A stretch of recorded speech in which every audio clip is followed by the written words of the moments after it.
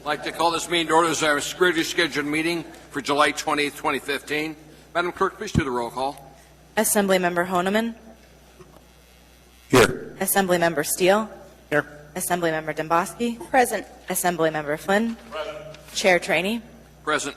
Vice Chair Gray Jackson. Honored to be here. Assemblymember Evans. Here. Assemblymember Peterson. Present. Assemblymember Starr. Here. Assemblymember Johnston. My phone, I am not there. Assemblymember Johnston's participating telephonically. Assemblymember Hall. Present. Chair, you have a quorum. Thank you. Next item is Pledge of Allegiance. Mr. Mayor, would you lead us in the pledge, sir?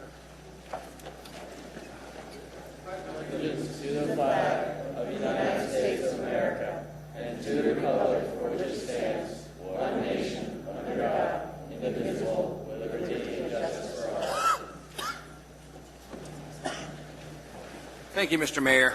And we don't have any electronics tonight. I asked her to take up a donation. We're going to pass a tin cup around. Maybe we can save enough money to get it to work.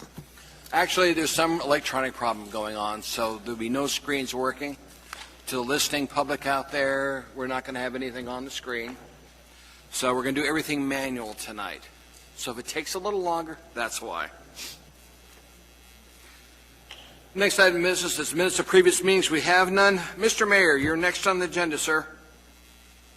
Thank you, Mr. Chair. I have nothing to report, but I would cede my time to Beth Nordland.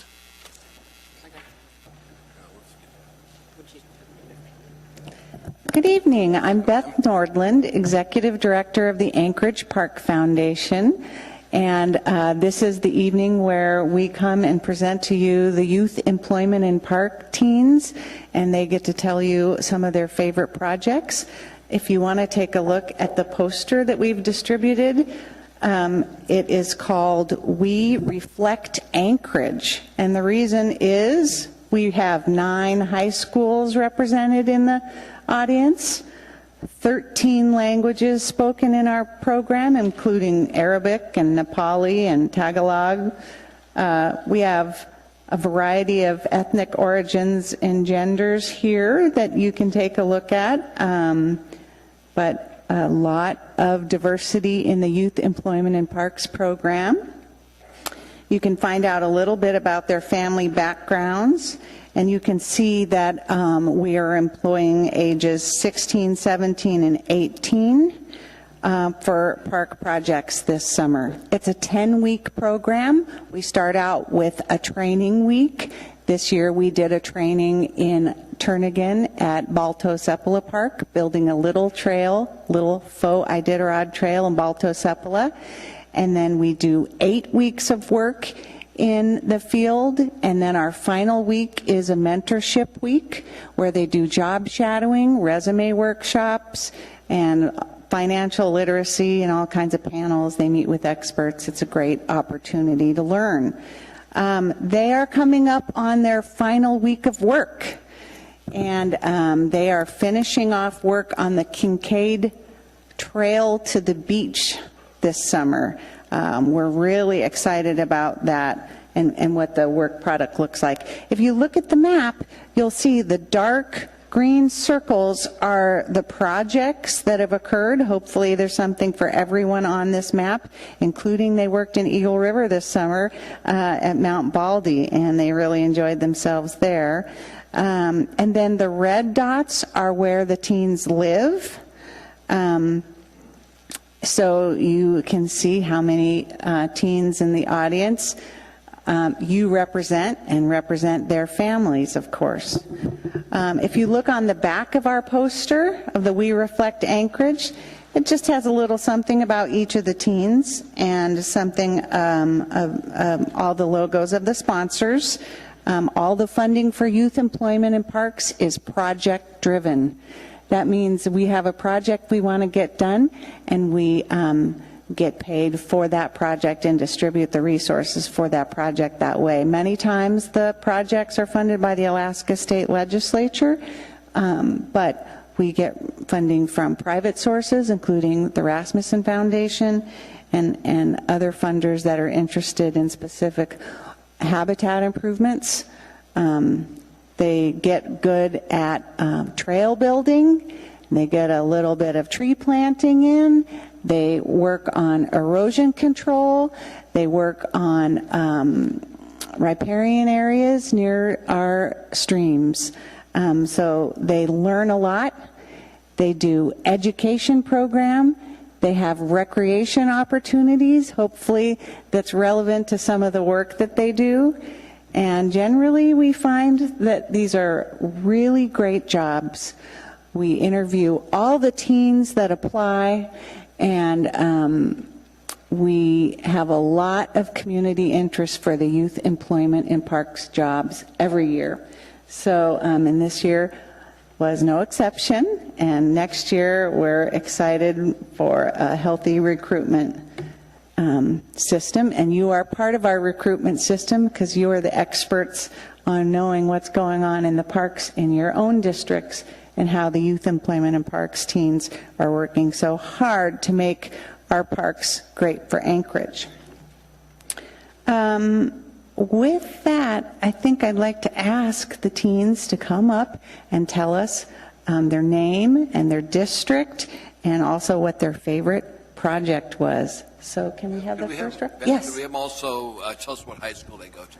And can you remember to do your high school? All right, we want the high schools too. Okay, ready?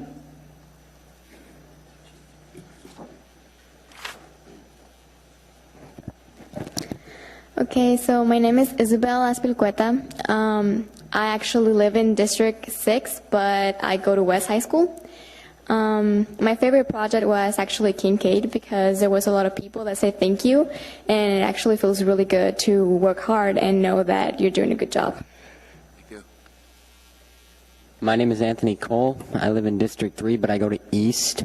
My favorite project is Far North Bicentennial because I was able to do a lot of work there and get a lot done, and I accomplished a lot. Thank you. Hello, my name is Ryan Garner. I live in District 2 and I go to Chugiak High School. My favorite project was at Mount Baldy because I live in Eagle River. It felt good to be making an improvement in my district. Thank you. Thank you, sir. My name is Chris Nielsen. I live in District 3. I go to West High, and my favorite project was Far North Bicentennial because I was proud of the work that I accomplished. Thank you. I'm Kimberly Mulkey. I live in District 6. I go to South High School, and my favorite project is the Kincaid Beach Trail because I go there a lot, and it's good to freshen up the trails that I use on a regular basis. Thank you. My name is Anton Green. I live in District 2. I go to Bartlett High School, and my favorite project is the Kincaid Beach Trail. Thank you. Hello, my name is Cannon Burgess. I live in District 3. I go to West High, and my favorite project was the Kincaid Beach Trail because we made it from scratch, and it was really fun. Thank you. Hello, my name is Paul Shin. I live in District 3, and I go to West High School as well. And my favorite project was Baltos Apollo because I went there when I was a child, and it looked nice to just see it transformed. Thank you. I am Nathan Robertson. I live in District 6 and go to South Anchorage High School. And my favorite project is the Kincaid Beach Trail because it's so frequently used. Thank you. Hi, my name is Emily. I am in District 6. I go to Bridgeway, and my favorite part was to work with this team. Thank you. Hi, I'm Max Harris. I live in District 2. I attend Polaris K-12 school, and my favorite project was Mount Baldy because I got to work on something so close to home. Thank you. My name's Graylin Sims. I'm in District 3. I go to Diamond, and my favorite project was Mount Baldy because of the view. Thank you, ma'am. Hi, my name is Ibrahim. I live in District 5. I go to East High School. My favorite project is Kincaid. I like it because we built a whole new trail, and I like the view and the location. And Earthquake Park was pretty good. I like to make the bridge was pretty cool and fun. Thank you. Hi, I'm Aiden. I'm in District 4, and I go to Stellar Secondary. I really like the Mount Baldy project because I like mountains, and I've never actually been to Eagle River before. Thank you. Hi, my name is Saraswati Kaple. I live in District 5, and I go to East High School, and my favorite project was in Earthquake Park, building a bridge. Thank you. Thank you. Hi, my name is Dharma. I live in District 3. I go to Diamond High School, and my favorite project was the Mount Baldy. Thank you. Hi, my name is John Mayanino Kabag. I live in District 5, and I go to East, and my favorite project is Mount Baldy because of you. Thank you. Thank you. Hi, my name is Boy Safania. I live in District 5. I go to East, and my favorite park was in Earthquake Park because we build the bridge. Thank you. Thank you. Hi, I'm Kobe Pence. I go to Bartlett High. I live in District 5, and my favorite project was Baldy because of the view. Thank you. Hi, my name is Natalia Edwards. I am from District 5. I go to South High School, and my favorite project was probably Baldy as well because of the view. Thank you. Hello, my name is Marquise Thomas. I go to Service High School. I'm from District 4, and my favorite project was Balto Sepulveda because it got me off office work. Thank you. My name's Hannah Gage. I'm from District 3, and I'm from Diamond High School, and my favorite project was Mount Baldy. Thank you. Hi, my name's Hannah Elam. I go to Stellar Secondary School. I'm in District 2, and my favorite project is Mount Baldy. Thank you. Beth, it sounds like you had a great summer working with these kids. They learned a lot, and thank you for all the work you did. Thanks so much. As you can tell, I probably need to visit them at Mount Baldy next year if there's a project there, because it sounds like it was beautiful. Thank you so much, Mr. Mayor, for allowing us your time. This is your first time getting to see the Youth Employment and Parks teens in all their glory, but it's only a 10-week program, and then poof, we go away. So thank you so much. Beth, I've got some assembly members that want to say something. Ms. Johnston, ma'am. Ms. Johnston, ma'am. Yes, I just wanted to say that even though Mount Baldy was very popular, and I would ride my bike by the cruise in Bicentennial Park, I was very pleased. They were all laughing, they were all working, and it was fun to see them out there. They were a happy working group. All I could think of was that they were whistling while they worked. Can I tell Ms. Johnson that we also have a GoPro video of that trail project up on Facebook, and you can see all the progress that they made with putting that gravel out. So take a look at that. Great. Mr. Honeman. Thank you, Mr. Chairman. And again, I got a chance to listen to them warming up a little bit, taking the nerves off when they're doing the introduction. So good luck with your futures, and particularly if those are their seniors that will be graduating this year. And good to see good representation, particularly District 5 and Bartlett. Mr. Peterson, anything? Sorry.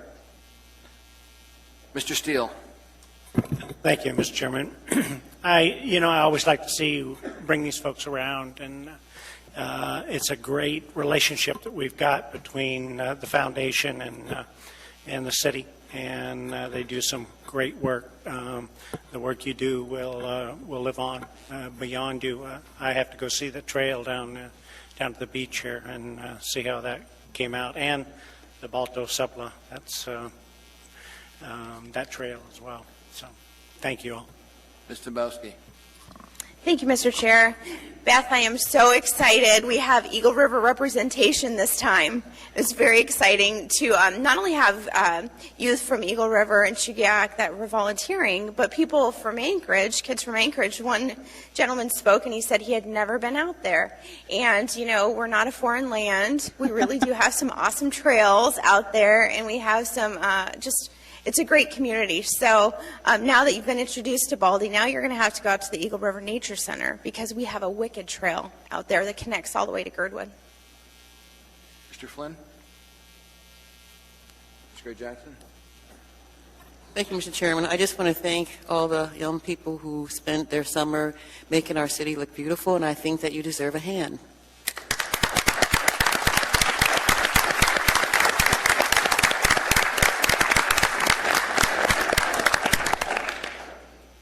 Mr. Peterson, anything, sir? Well, thank you, Mr. Chairman. I just want to thank them for their efforts this summer, and hopefully we'll have some youth in East Anchorage next year working on the new park that Mr. Honum and I were just got established here recently. So hopefully that'll be on your list for next year, Beth. Thank you. It's a great idea. Mr. Starr, sir. Mr. Hall? Okay. Thank you guys very much for all your service to the city. And Beth, thank you. We'll see you next year. Thank you very much. And I normally don't come to you dressed like this, but I got caught in a torrential downpour this morning with the Widener volunteers who are making improvements to Pop Car Park today.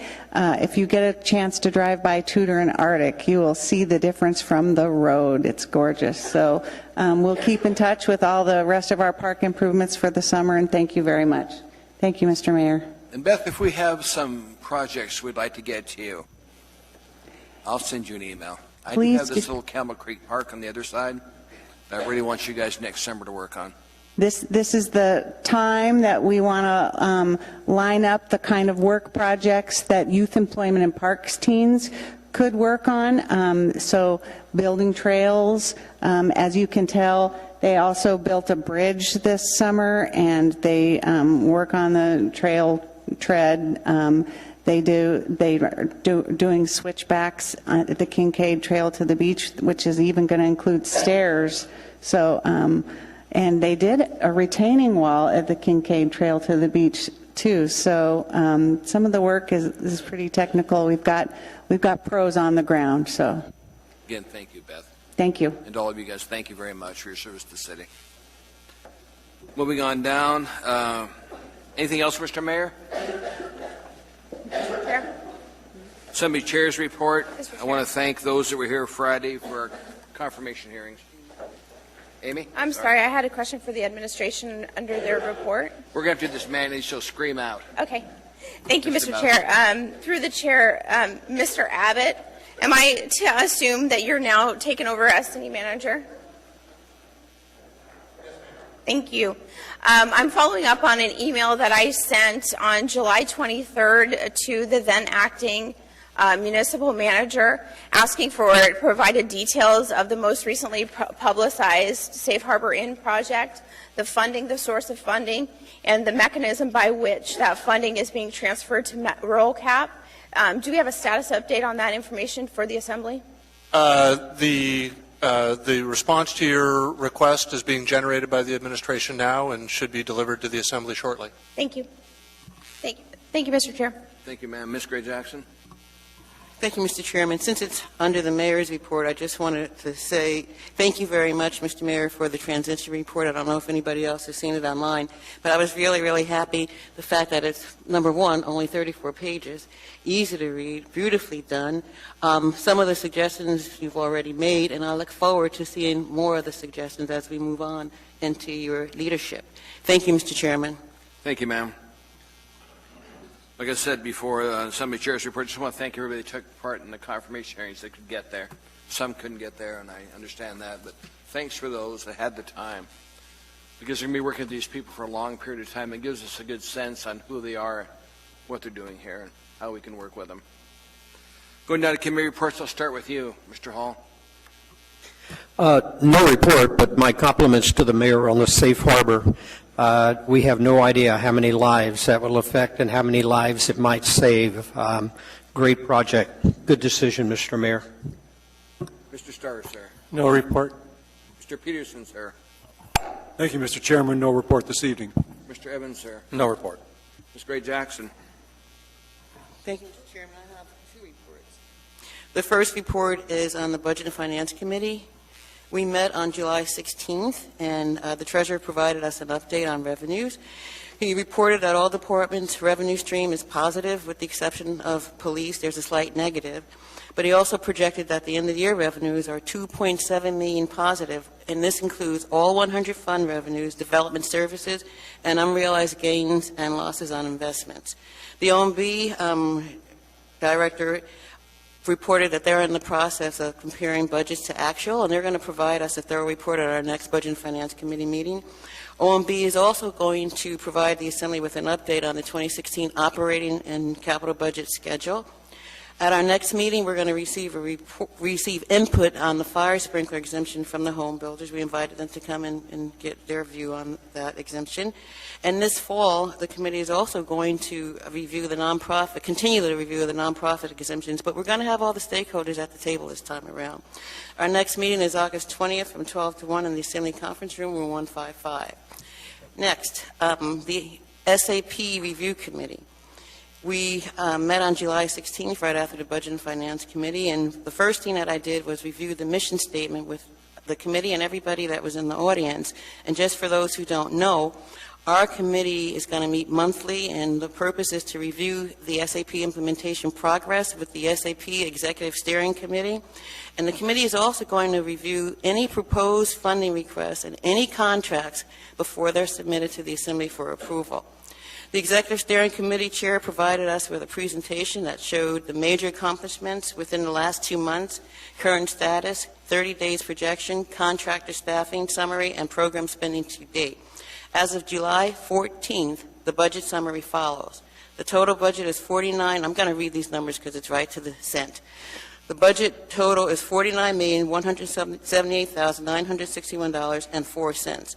The total amount spent is $33,567,490.66. Encumbered is $8,092,640.09. Pre-encumbered, $3,812,024.94. The balance remaining is $3,706,805.35. The upcoming request for funding is the SAP Application Management Services, and that amount is $2,969,174.44. That's in addition to what I just read. A copy of the complete report that was presented to us was sent to Assembly members. If you didn't get it, let us know. We'll send you another one. Our next meeting is scheduled for August 20th, 1 to 2, right after the Budget Finance Committee meeting in the Assembly Room Conference Room, 155. Thank you, Mr. Chairman. Thank you, ma'am. Mr. Flynn, sir. Thank you, Mr. Chairman. We had our monthly AMATS Policy Committee meeting last week, and I just want to remind folks that we're doing something a little bit out of the ordinary with the MTP, the Metropolitan Transportation Plan, in that we're essentially hitting the reset button by doing an interim plan that gives us time to do a real deep dive into the next MTP, which will start next year. The consequence of that is we're not really making any changes like we normally would to an MTP. And I've gotten several inquiries about various projects. Why is this not going in, or why is this not coming out? The answer is we really just don't have the time to do that because those significant changes trigger additional public comment periods that we can't accommodate if we're going to maintain compliance with federal rules. So I wanted you to be aware of that. Normally, for example, the plan would come before us. Instead, we're going to handle it at the policy committee level as opposed to the entire Assembly. If there's questions about that, I'm happy to help my colleagues understand that and provide them with resources independent of myself so they can get a full understanding of how we're moving forward. It's not an effort to keep a serious, vigorous public process from taking place. It's an effort to get to the point where we can really get into the weeds with our colleagues, with our constituents, with our neighborhoods, and that'll start next year. So that's all I had, and I'm happy to take questions if anybody has any. Any questions from Assembly members? Didn't appear to me. Thank you, Mr. Flynn. Ms. Dombrowski, ma'am. Thank you, Mr. Chair. Mr. Chair, the Title 21 committee met on the 22nd at 4700 Elmore, and on the docket were specifically to discuss two ordinances that are up tonight, AO 2015-82 and AO 2015-83. The Assembly had presentations from the Planning Department, all stakeholder, well, I don't know about all stakeholders, but specifically with regard to the one that dealt with boat displays and boat yards. Bass Pro Shop was there. They were mentioned multiple times throughout the accessory documents. I think they didn't know anything about it, so I think they just wanted to come and listen and ensure that that didn't impact, be a negative impact to their business. So it was good to have them as part of the discussion. There were a few public members there, and also we discussed an AO that had yet to be numbered, and I didn't see it for introduction today, but it's basically regarding common practices that will be used with the new Title 21. The Planning Department is realizing between community meetings and what's required of builders when they're trying to develop a project, the process isn't really smooth, so they're trying to iron that out. So it was an informative conversation. The Title 21 committee, Mr. Chair, I might have missed it because I was reading during your chair's report, but my understanding is that you will be discontinuing that and basically rebranding a new. That's correct. We're going to make some significant changes. Sure. So I did go ahead and notice the meeting with the new name and the old name. Yes. Because I think for, but essentially the Title 21 committee, we're going to have a broader scope than just Title 21. We want to look at community development. And so when we're talking about that, we're going to be discussing different things, not only within building regulations, but within economic policies, maybe that intertwine with building regulations. So it'll be an interesting committee to be a part of. Hopefully I can still remain so. But the next meeting... There's no problem with that, ma'am, and I'll have it out by this next meeting. Okay, no problem. The next meeting will be tomorrow at 10 o'clock. 4700 Elmore in the conference room. And then the agenda How long of a item, meeting are you planning on, ma'am? only maybe 45 minutes to an hour.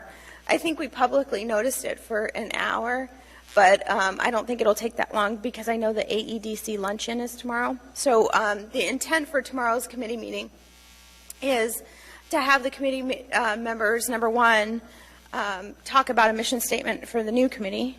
Number two, come up with a Title 21 work plan to basically revisit that.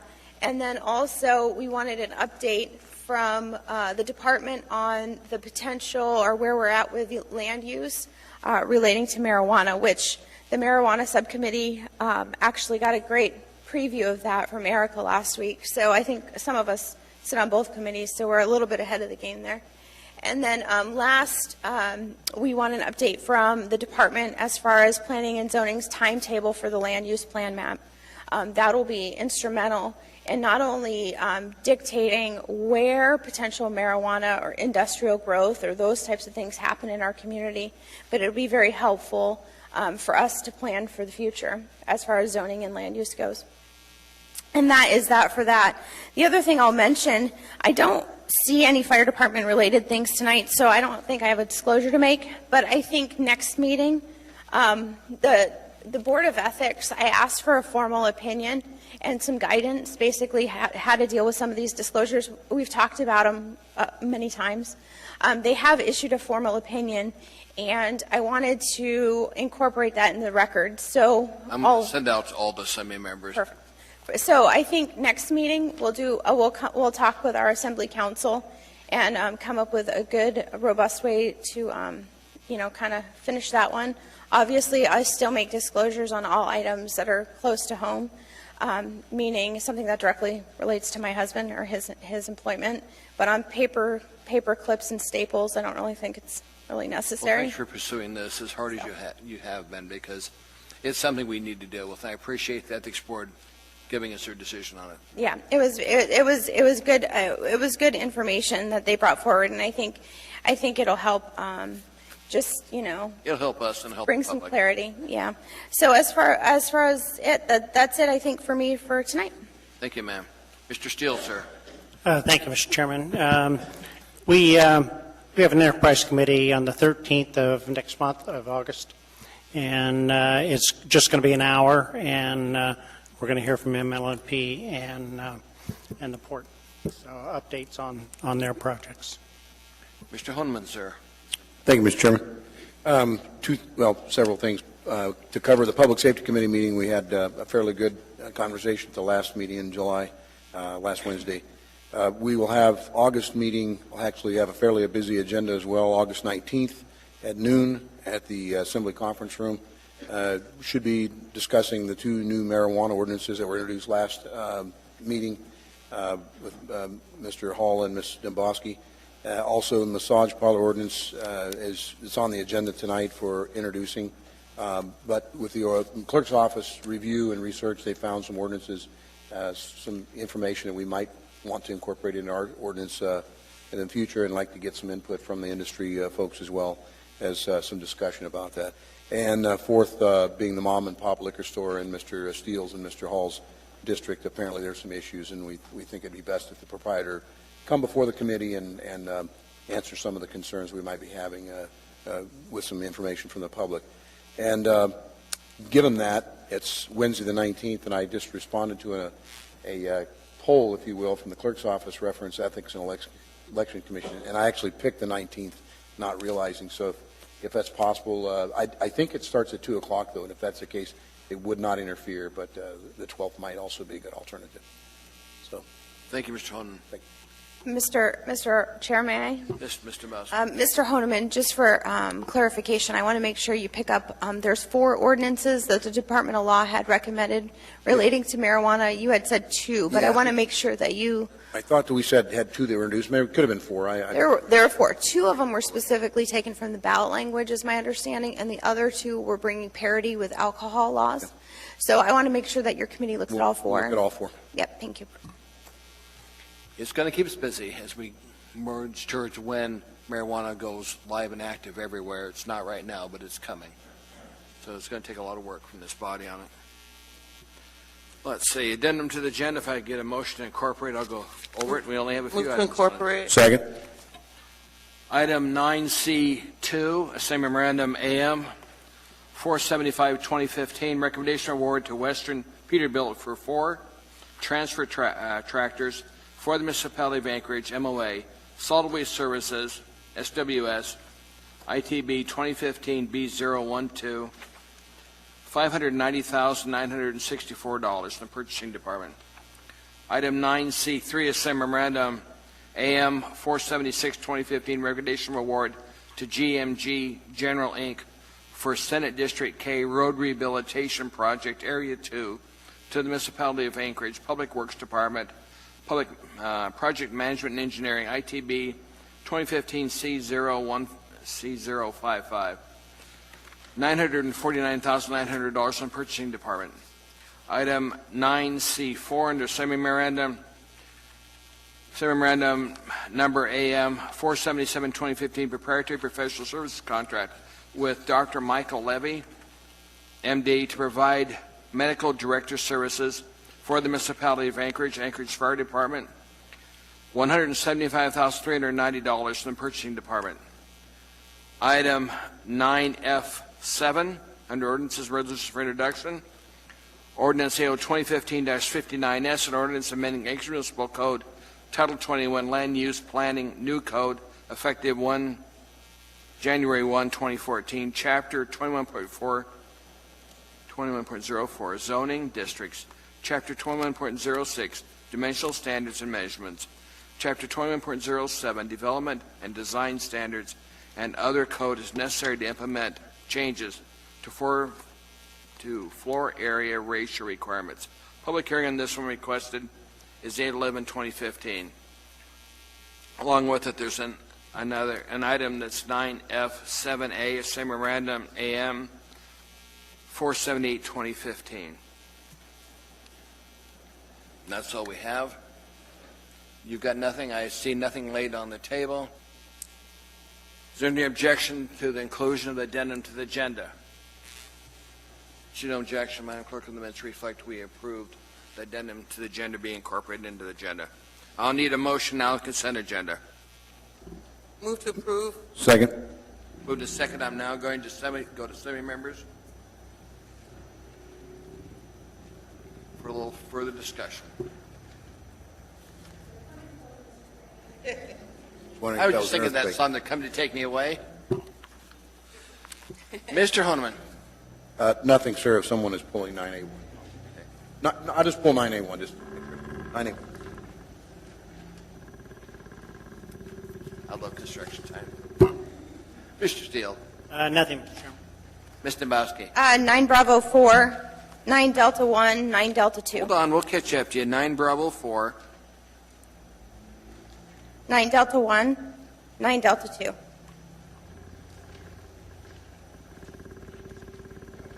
Thank you, ma'am. We'll pick up Mr. Flynn. Anything, Mr. Flynn? Ms. Gray Jackson, ma'am? Thank you, Mr. Chairman. 9 Elephant 2. Thank you, Mr. Chairman.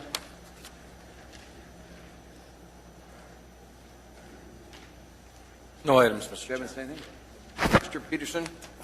Thanks, Mr. Chairman. Nothing this evening. Thank you. Mr. Starr, sir? No items. No items. Ms. Johnson? No items, thank you. So we have pulled 9A1. We've pulled 9B4. We've pulled 9D1, 9D2, and 9E2 on page 4. So let's vote on it now. We're going to do a manual vote. Madam Clerk, please connect the vote. We'll start with Ms. Johnston, because she's online. Assemblymember Johnston? Yes. Assemblymember Honeman? Yes. Assemblymember Steele? Yes. Assemblymember Dombowski? Yes. Assemblymember Flynn? Yes. Chair Trainee? Yes. Vice Chair Gray Jackson? Yes. Assemblymember Evans? Yes. Assemblymember Peterson? Yes. Assemblymember Hall? Yes. Chair Trainee, that passed with unanimous consent. I didn't abstain, but put me down. What they said. Oh, sorry.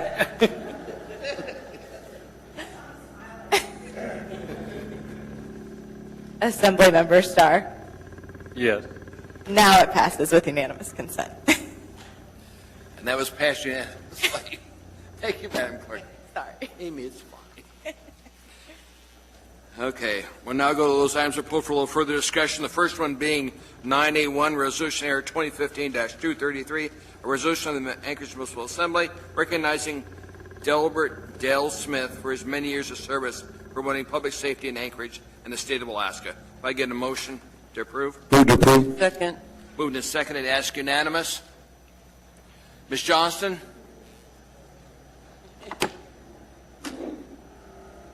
Ms. Johnston? I'm trying to get it off.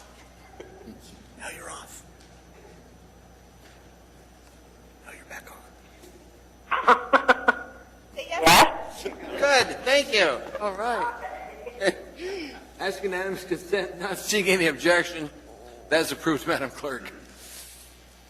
Mr. Chairman, I'm going to read. You're going to read? Yeah. I'm going to present. Dell, come on down here. Mr. Chairman, may I join you? A resolution of the Anchorage Municipal Assembly recognizing Delbert Dale Smith for his many years of service promoting public safety in Anchorage and the state of Alaska. Whereas Dale Smith has 32 years of broad-ranging public sector law enforcement experience. And whereas Dell served with the Anchorage Police Department in many capacities, starting as a police officer in 1968 and promoting up to captain until 1986. And whereas he served with the Anchorage Police Department as the Deputy Chief of Operations from 1986 to 1988, having responsibility for the direction and supervision of all law enforcement activities in the 911 Emergency Dispatch Center. And whereas he also owned and operated Professional Research and Consulting, a firm specializing in criminal justice research, civil and criminal investigations, and law enforcement and police management from 1988 to 1995. And whereas he served as both Deputy Commissioner and Commissioner for the Alaska Department of Public Safety from 1995 to 2003, having oversight and management of the Alaska State Troopers, Fish and Wildlife Protection, Fire Prevention, Alaska Police Standard Council, Council on Domestic Violence and Sexual Assault, and the Violent Crimes Compensation Board. And whereas from 2003 to present, Dell has owned and operated Dell Smith & Associates, a private practice specializing in criminal justice research, law enforcement consulting, security consulting, police management, governmental affairs, interoperability consulting, and communication system operations. And whereas throughout his career, Dell has contributed to an extensive array of programs and projects designed to improve public safety, including the Arrest Tracking Number, ATN project, security test and evaluation and dispatch plans for the Alaska Land Mobile Radio project, security assessment and mitigation recommendations for the Fairbanks North Star Barrel, Bowen Point Road project security assessment and mitigation recommendations, communications assessment gap analysis for Northern Edge Alaska, SHIELD statewide homeland security exercise, and the CONOPS TICP development for radio interoperability among emergency responders statewide on behalf of the Department of Defense. And whereas for more than 11 years, Dell has leveraged his extensive knowledge as a public safety professional to support local law enforcement interests as a governmental affairs consultant for the Anchorage Police Department Employees Association. And whereas Dell is currently the operations manager for the Alaska Land Mobile Radio System, which is working to build a nationwide radio system that will connect emergency personnel all across Alaska. Now, therefore, the Anchorage Assembly recognizes and commends Dell Smith for a lifetime of achievements and dedication to the public safety and welfare of our citizens in Anchorage and beyond. Passed and approved by the Anchorage Assembly this 20th day of July 2015.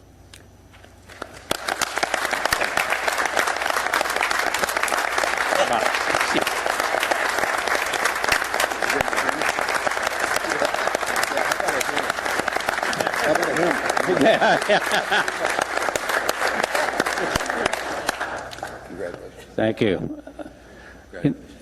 Thank you, Mr. Mayor, Assembly members. I appreciate it very much. I think the last time I actually stood up here was 1987 when I was the Deputy Chief of Police testifying about some particular thing. And as you know, I've sat there for 11 years and tried to avoid being up here. But thank you for the recognition. Well, those of you that know me know that I find humor in most everything. And earlier tonight, I was told that a gentleman that I know said the Assembly was doing a resolution for me. And he said, I didn't know he had passed. So if he's watching television, I'm not. I didn't. I'm here. And I will be here for quite some time, I hope. I'm not going anywhere. I'm not moving away. I'm still, as it says in the resolution, the operations manager for Alaska Land Mobile Radio, which is interacts with AWARN, the municipal one, which makes for interoperability between the state, the Department of Defense, state of Alaska, and local government. So anyway, it's been a nice 11 years. I have really enjoyed getting to know all of the Assembly members since 2004. I consider you my friends, and if you continue to be nice to the public, I might bring popcorn balls again later this year. So we shall see. Anyway, thank you very much. I really do appreciate it, and I'm sure I'll see you guys around the community. They'll stay there for a second. I want to see if there's any Assembly comments. Mr. Steele and then Mr. Honeman. Thank you, Mr. Chairman. Dell, there's nothing, this place is open to the public, and so you can come back and see us, and they may even hold a seat for you over on the other side there. But thank you for everything. I'll come back after the remodel. Thank you, Mr. Steele. Mr. Honeman and then Mr. Flynn. Just a quick story, and thank you, and that is, you probably remember, Chief Commissioner, that when I first started with the department as a community service officer, you were, I think, captain of patrol at the time, and I was with one of my coworkers, and we were in the old building at 6th Avenue, and we were going through the evidence lockers trying to prepare to get everything. It was the last thing to do to move out of that old building.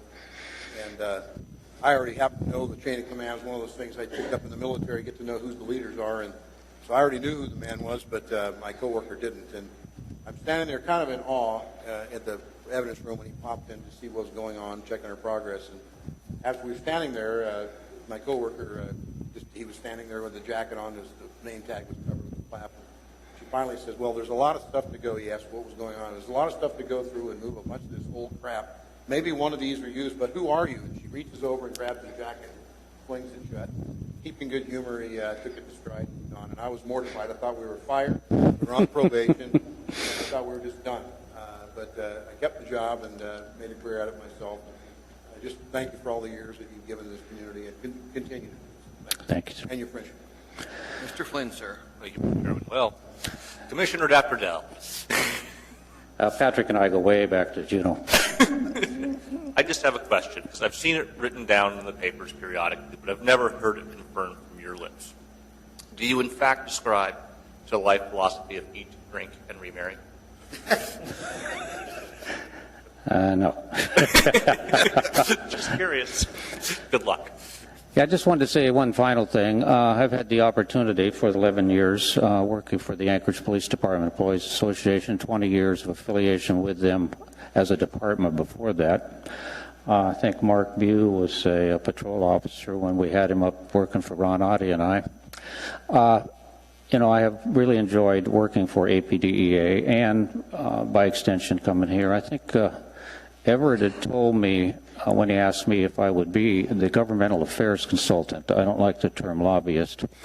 I said, well, sure. So we were sitting here that night, the first night, and we were sort of listening to you guys talk as you do.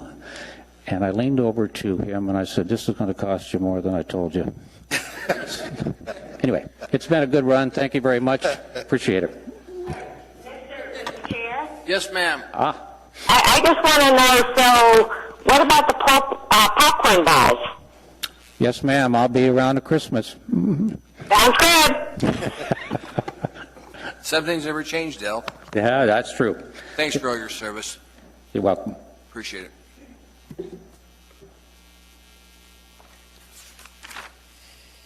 Next item that was pulled is on page 2, 9B4, Resolution 2015-230, Resolution of the Anchorage Municipal Assembly affirming that the municipality of Anchorage is not and should not be referred to as a sanctuary city. Ms. Dombowski. Move to approve. Is there a second to approve it? Ms. Dombowski. Thank you, Mr. Chair. I pull this strictly for emphasis. While, you know, obviously resolutions or something, a declarative statement, I know I read in the paper that the administration has the same view I do. There has been, I've received, I don't know if I'm the only one, but I've received double digits number of calls regarding sanctuary cities. And it seems because of some in the media outlets, there's been some confusion. And in fact, the term sanctuary city is not a legal term. It's something kind of concocted in the media. But Anchorage, for some reason, is being listed in multiple media outlets as a sanctuary city. And because I received so many phone calls about it, I had an opportunity to work with Mr. Falsey in the Department of Law, and we felt this would be a good opportunity to correct the record and just point out to people that we do, in fact, appreciate the rule of law, and we will work cooperatively with the federal government to assist in any issues regarding immigration. So that was the whole reason I pulled it, just to say that. Mr. Flynn. Yeah, thanks. Personally, I consider this to be superfluous, but I'm supportive of it. This dates back to the fact that Anchorage has welcomed political refugees from around the world, and they are good, hardworking citizens in our community. They are part of the reason we have two of the most diverse census tracts in the entire United States. In fact, the two most, period. Number one, number two, and I happen to represent them. I think the media has been entirely irresponsible regarding this issue, and I certainly don't mind making the statement. But as I said, I consider it superfluous and unfortunate that we even have to take this step. Thank you. Thanks, Mr. Flynn. Other comments from the Assembly members? Anything, Ms. Johnston? No, thank you. I agree with Mr. Flynn. Mr. Steele, sir. Yeah, I'm sorry we have to do this as well. We are noted for the diversity in our community and for fairness to all. And this just raises the issue that maybe we aren't. And I want to say that I am and we are. And for that reason, I'm going to vote no on this, just as a protest vote. Madam Clerk, please conduct a roll call. Mr. Chair. Yes. You know, I know we don't have our button, but I'm gonna push it because Mr. Steele just pushed mine. So the whole point of this is it's not a political statement. It is a fact, a statement not saying that we don't welcome immigrants from other countries. What it does say, though, is that we respect the rule of law and we will assist the federal government if, in fact, we have immigration issues and they require help. And so that's, I mean, essentially all it is. It's not saying that we don't want immigrants, as Mr. Flynn so eloquently pointed out. He represents the most diverse district in our entire city, and when we look at the Anchorage School District, over 90 languages are spoken. I think we're all very proud of that. But I think because of the media reports and some concern, especially in light of what happened in California, there are a number in this community that just want to feel safe, and they want to make sure that the people that they elected do in fact respect the rule of law. And that's essentially, I agree with Mr. Flynn, it's kind of one of those accessory steps that I wish we didn't have to take. But because the record has gone back and forth, I think it's important for this body to stand firm and say we do believe in immigration, legal immigration, and we do believe in the rule of law. That's all it is. So, Madam Clerk, please conduct a roll call vote. Assemblymember Honeman? Yes. Assemblymember Steele? No. Assemblymember Domboski? Yes. Assemblymember Flynn? Yes. Chair Trainey? Yes. Vice Chair Gray Jackson? Yes. Assemblymember Evans? Yes. Assemblymember Peterson? Yes. Assemblymember Starr? Yes. Assemblymember Johnston? Assemblymember Johnston was a yes. Assemblymember Hall? Yes. Vote that passes 10-1. Thank you, Madam Clerk. Next item is pulled as item 9D1, Assembly Memorandum AM 467, 2015, Executive Appointments. Ms. Domboski, you pulled that, ma'am. Move to approve. Second. Ms. Domboski. Thank you, Mr. Chair. I pulled this for a couple of different reasons. First, I want to thank the Chairman of the Assembly and the Vice Chair for organizing the confirmation interviews or the work session. I found them to be helpful, and it was a great opportunity to have a face-to-face and meet some of these people that I had never met before. With that said, there are a couple of appointments that I think are going to be absolutely phenomenal, and there's a couple more that are new faces that I think it'll take a little while for them to get up to speed, but I think I'm optimistic. So I just wanted to say thank you for that. But beyond that, now let's get into the nitty-gritty. Through the chair to the administration, Assemblymember Flynn had sent in a question regarding what the pay of most of these individuals will be, including benefits. And while I appreciate the response was very nuts and bolts, I too can read code and know what the minimum requirements are. However, I felt it was a good opportunity to set the stage for a candid and transparent relationship. And instead of essentially articulating what each appointment would make, the comment was, we'll come back and tell you in October. And I found that to be lacking. With that said, I did ask each of the appointments that was before us that had not previously had a job position, I did ask how much their position was going to be paid. I did not ask for benefits, but I did ask for the overall salary, so I feel comfortable from that position. However, Mr. Abbott, I do need you to articulate for me the remaining ones, and that would be yourself, Mr. Falsey, Ms. Williams, Mr. LeBlanc, Ms. McAlpine. Those 5 positions, I just made the assumption that they would be tracking what was already appropriated in the 2015 budget for those positions. Is that correct? Administration. I believe in every case the positions are being paid at or less than the salaries that are in the budget. And that's all in the cost with benefits too, I'm assuming? I believe so. I can't speak authoritatively on the benefit calculations. If it depends on which employees are taking health insurance versus not, and so forth. So there's variables I'm not aware of. Leave accrual rates, things like that. So I can't speak to the benefits. I can speak to the salaries. Okay, and let me give you a little context, Mr. Abbott. So one of the issues that this body has had with the previous administration was that they would pay a certain wage for their salary, and then they would give them a large amount of non-cashable leave. What I want to make sure is we're not appointing people to a position, basically a check that we can't cash. I want to make sure that all of a sudden you're not appointing somebody and you just gave them 1,000 hours of non-cashable leave, and I don't know it until October. I believe that the maximum that any of the appointees to the administration have received in cashable leave, the new appointees, is 80 hours annually.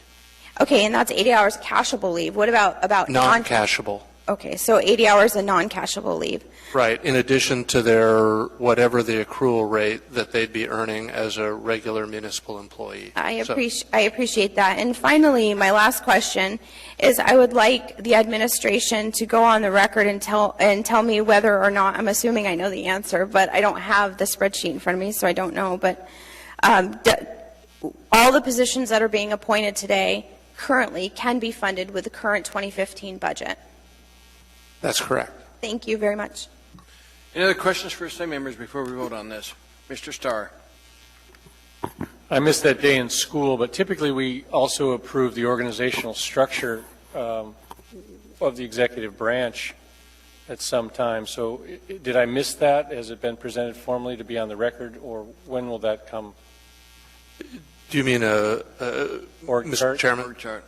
The administration will be presenting an org chart for Assembly consideration sometime in the next probably 90 days. It is not fully developed at this time.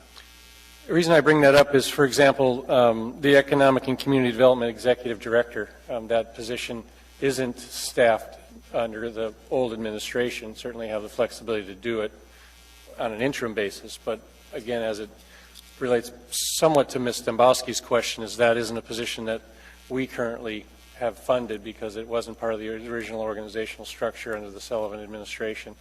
So for examples like that, I'd like to have either some sort of draft or, sort of where you're going, partly so I can see how the distribution of labors as we go to day-to-day business falls in. That's one reason, but Ms. Dembowski does make a point about that in the unfunded positions that are currently being developed.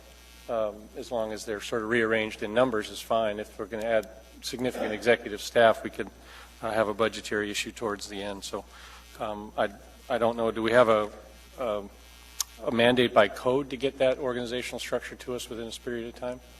I don't believe there's a time limit. At least I'm not aware of one in code. There is a requirement that the Assembly approves the organizational structure of the municipality, and we're looking forward to complying with that. We don't have a fully developed recommendation for you at this time, but to provide further assurances, even though there are some positions that have not existed previously, they're all being funded with funds from the personnel lines in the currently approved budgets. Great.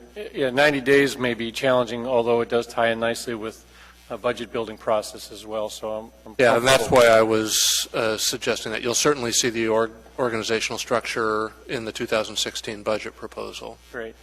And if you don't mind, could I ask Mr. LeBlanc a question? Go ahead, sir.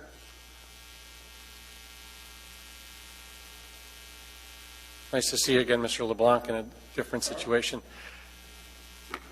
I have intentions to vote for your appointment. It's, and I might be ignorant in knowing this, does your son work for the fire department? No, he does not. Okay. Does he work for the municipality, though, correct? No, he does not. I thought I saw the name somewhere in the past. So there is a Roy LeBlanc who's a sergeant with the police department. Okay. No relation.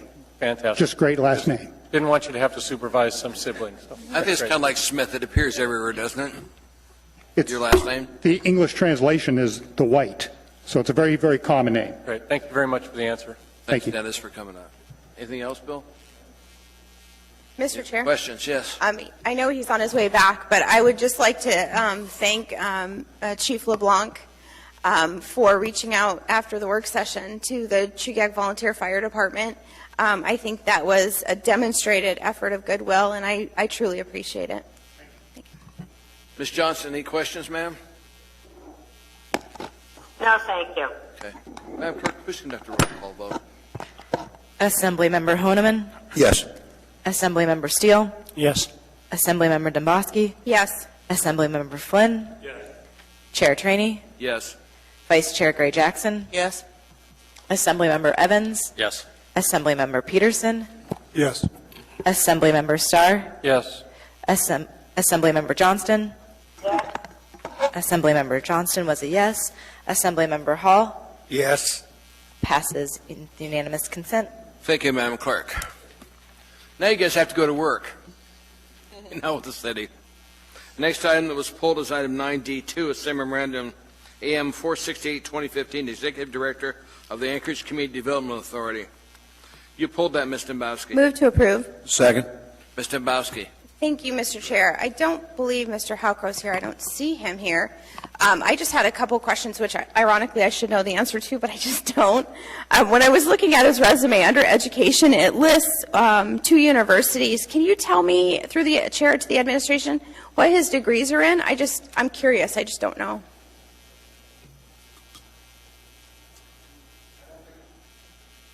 Pardon me, I don't think we can speak authoritatively on that, ma'am. I don't think we know the answer to that. Mr. Flynn, maybe you know. Flynn? Ms. Domboski, my understanding is he did not achieve a terminal degree. Oh, okay. Thank you. Any other questions from assembly members? Seeing none, Madam Clerk, please conduct a roll call vote. Assemblymember Honeman. Yes. Assemblymember Steele. Yes. Assemblymember Domboski. Yes. Assemblymember Flynn. Yes. Chair Trainee. Yes. Vice Chair Gray Jackson. Yes. Assemblymember Evans. Yes. Assemblymember Peterson. Yes. Assemblymember Starr. Yes. Assemblymember Johnston. Yes. Assemblymember Johnston was a yes. Assemblymember Hall. Yes. Passes with unanimous consent. Mr. Chairman, Thank you, point of Mr. Kirk. personal Yes. privilege. I wanted to ask the question on the record, not to be flippant, but perhaps the mayor, what are we telling the folks that we no longer keep in the positions of employment? Does that just look like a letter? Do you have them in? There's been several appointments to positions thereof that it looks like they're no longer working for the city. How have you been communicating that? Some of them with long lengths of time working for the city. What does their exit interview look like?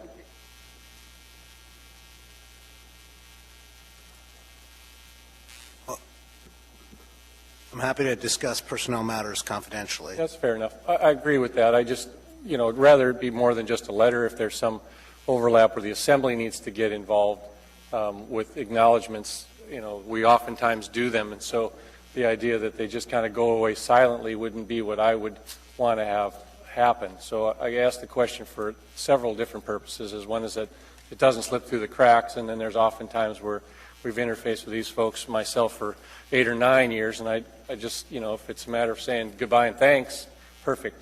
So the idea, it's not to get personal with any one of them, it's a matter of saying, hey, perhaps there's a message that we can send to them that we really appreciate their help. So the idea would be more pragmatic on how do they exit the city. Thank you. Thank you, Mr. Starr. Ms. Gray Jackson. Thank you, Mr. Chairman. And if I may address my comments to everybody and also Mr. Starr. And you probably already know this, Mr. Starr, but when employees are executives, they get a letter from the beginning saying you serve with pleasure, and telling you all about the fact that one day you may no longer be there. Happened to me. So I just wanted to remind folks of how it works when you're an executive. If you're a non-rep or a union employee, there is a difference. And it would be nice, even though you serve at the pleasure of the mayor or the assembly, if you had a nicer exit, but I didn't. Thank you, Mr. Chairman. Thank you, Ms. Gray Jackson. And sometimes, with that last outgoing mayor, some people found out they didn't have a job via email. We'll talk about that, Bill. I can show you a case where it happened. Well, we don't do our business in private, so, I don't mind the conversation. These are real people that have worked here. Ms. Gray Jackson, I appreciate your story, and it does resonate for the reasons what I mentioned, is that I don't particularly want that to just go away. People commit 20, 22 years, even though it's on a temporary basis year to year. They've got their heart and soul in the place. So that's how we have that conversation. I don't mind. I don't do government work in private, so if it means we have to talk about real individuals and bring them to the microphone and say thanks, I'll do it. I just need to know who it is and what we've told them before. Thank you. What you said, Bill, we're dealing with real lives and real people. Absolutely. They've got their whole life planned. All of a sudden, they found the next day they don't have a job. Thank you. For any of us, that would be upsetting. Next item in front of us is on page 4. It's item 9E2, Information Memorandum AIM 89 2015, contracts awarded between $50,000 and $500,000 for formal competitive process for the month of June 2015. Ms. Gray Jackson. Thank you, Mr. Chairman. I need a motion. Move to accept. Second. Ms. Gray Jackson. Thank you. And if I can address the administration, this is elevator alteration at the John Thomas Building, and I know, and this body knows, that under the prior administration, the John Thomas Building was up for sale. I guess my first question is, what's the status of that?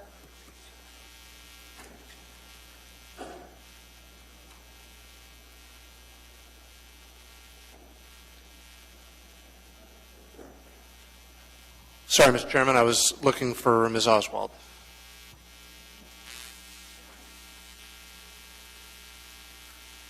Welcome.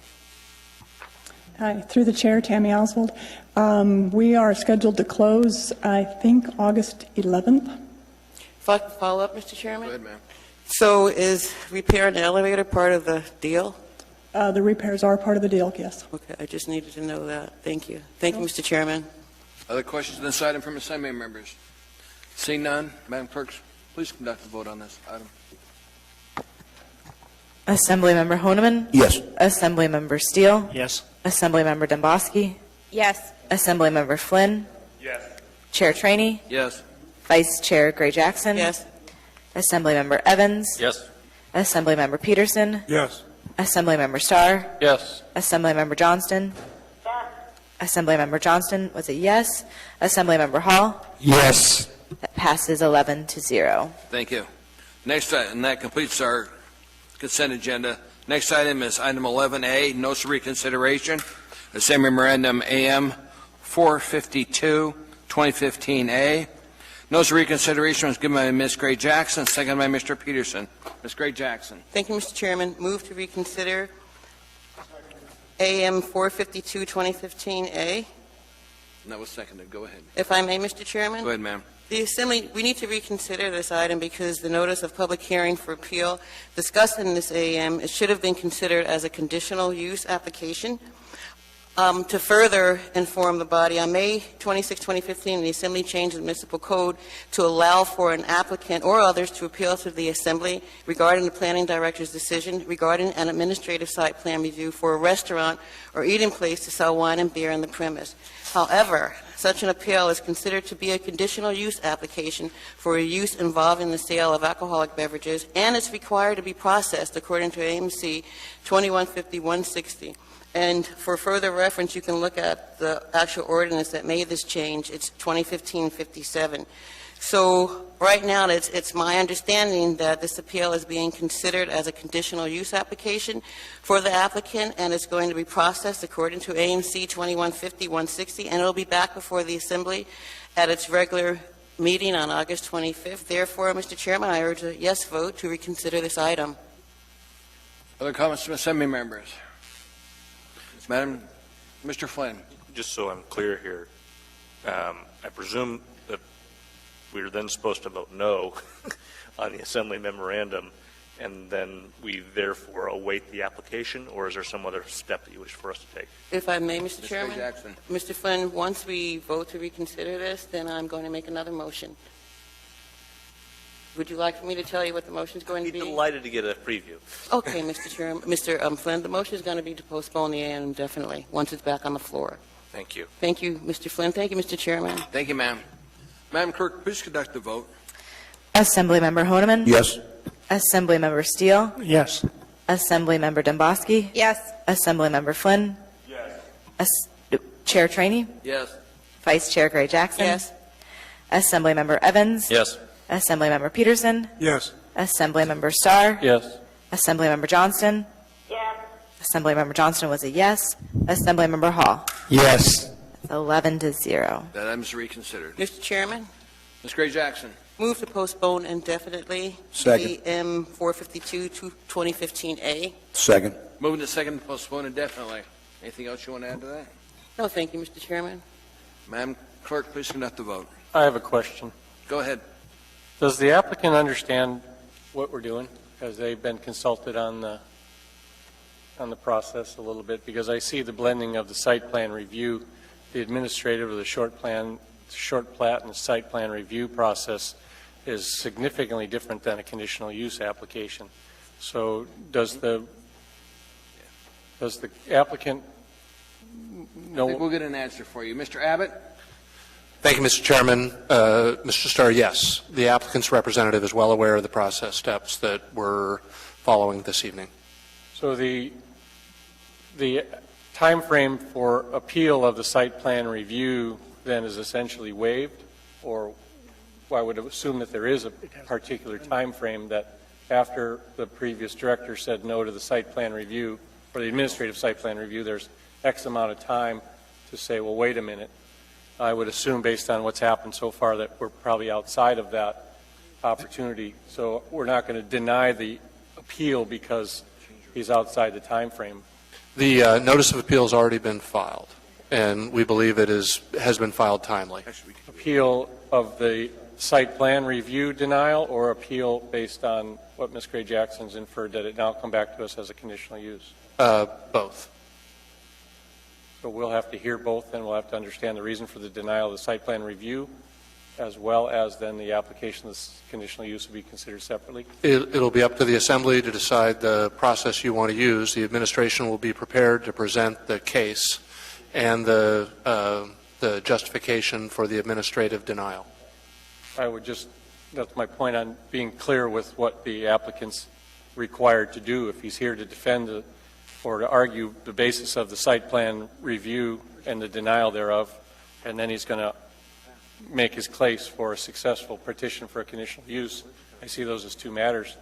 But I would only want clear communication so that it's a fair plate for the applicant. So, Mr. Chairman, did you hear anything I said? Sorry, sir. Please.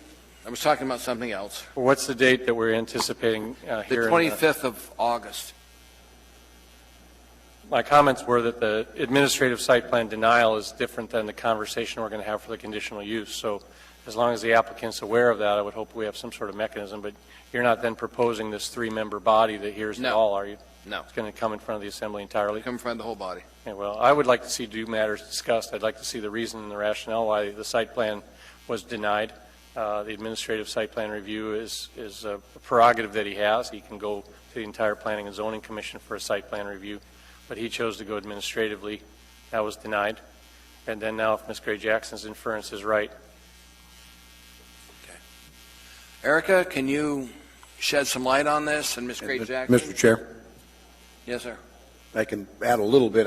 I know that the person representing AK Alchemist, Mr. Coffey, had previously spoken and stated that in any event, whatever process that we need to hold to hear the appeal, that they're not, they've already decided that they're not going to have anything done before the end of the summer. So they're not as concerned about, they're not missing out on anything, which is helpful in the sense that that the appeal process, we have a little time to make sure we get it right and that they hear. So. I don't disagree. I just think that it's not so complacent to say that, an appeal process of a conditional or of a site plan review is different than what our criterion are based on code. There's a specific code requirement inside for the conditional use approval process. It's a different matter altogether for a site plan review criteria. Right. So I just want this body to be aware of what we're getting ourselves into by the rescheduling, and it may need some more time. Erica, can you help us clean up what's in front of us? Thank you, Mr. Chair. Erica McConnell, I'm the current planning manager. The administrative site plan review for a restaurant or eating place requesting a beer or wine license is evaluated against the conditional use criteria, but it's just done administratively. There is no option for any alcohol case to be taken to the Planning and Zoning Commission. There's the administrative and then the assembly process. The change that was made by AO 2015-57 says that if there's an appeal of the director's decision on the administrative review for the beer wine license, that it comes to the assembly as a new conditional use. So you'll be taking one action on this case, and it will be reviewing a conditional use application like you do when you have a bar or a package store. But the staff report that will be included with the case will explain the case history and the director's decision. But no public hearing, no posting requirements, nothing like that, then? There will be a public hearing. The site will be posted. Notice will be mailed to the 500 property owners surrounding the site, and the posting will also be done on the municipal website. What's the fee that the applicant has to pay? There was no fee. Thank you. All right. Anything else, Mr. Starr? Madam Clerk, please conduct the vote. Assemblymember Johnston? Yes. Assemblymember Honeman? Yes. Assemblymember Steele? Yes. Assemblymember Domboski? Yes. Assemblymember Flynn? Yes. Chair Trainee? Yes. Vice Chair Gray Jackson? Yes. Assemblymember Evans? Yes. Assemblymember Peterson? Yes. Assemblymember Starr? Yes. Assemblymember Hall? Yes. It's 11-0. That was approved. Rather than take a dinner break, we're just going to roll the rest of the meeting. Just keep on going. So, next item in front is item 11A, ordinance AO, what now?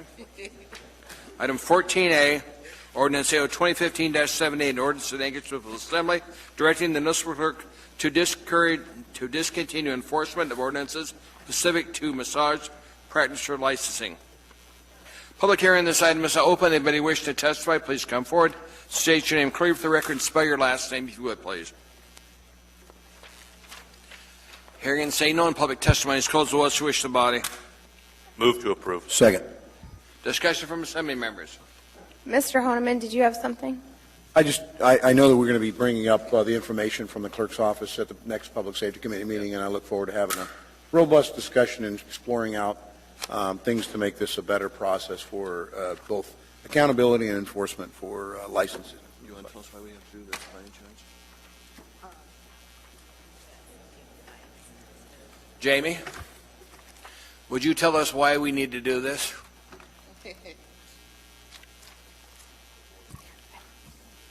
Yes, in House Bill 328, which was adopted by the legislature in 2014, on page 9, they reserved sole licensing authority for the professional licensing to the state. Okay. Thank you, Jamie. Appreciate it. That's the reason we have to take this action, because the state is the sole licensing on this now, so we have to take this action. Madam Clerk, if there's nothing else, Madam Clerk, please do the vote. Assemblymember Johnston? Yes. Assemblymember Honeman? Yes. Assemblymember Steele? Yes. Assemblymember Domboski? Yes. Assemblymember Flynn? Yes. Chair Trainee? Yes. Vice Chair Gray Jackson? Assemblymember Evans? Yes. Assemblymember Peterson? Yes. Assemblymember Starr? Yes. Assemblymember Hall? Yes. That passes 11-0. That item is approved by the body unanimously.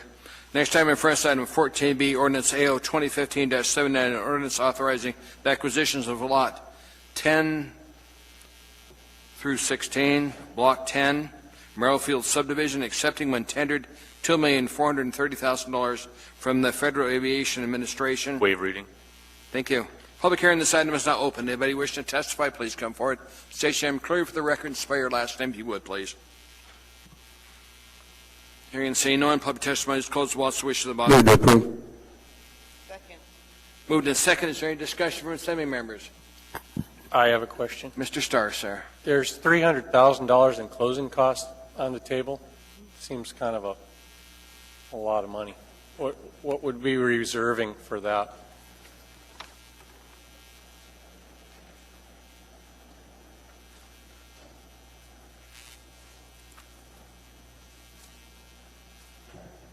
name is Paul Bowers, Airport Manager, Merrill Field. The actual acquisition cost is going to be the appraisal price, I should say. Appraisal and reappraisal is 1.58. There's going to be close to $400,000 total. That includes the environmental phase 1 and phase 2, the appraisal cost, the reappraisal, staff time, and it adds up. The phase 1 and phase 2 then is sort of a contingent plan. We're not assuming the environmental damage if there is any found. Phase 1 initially did not find a particular problem. They went through and reanalyzed that. They made a mistake in the first testing, and they found that there were PCBs and diesel contaminants in there. They anticipate the remediation cost to run between $80,000 to $120,000 was a conservative estimate.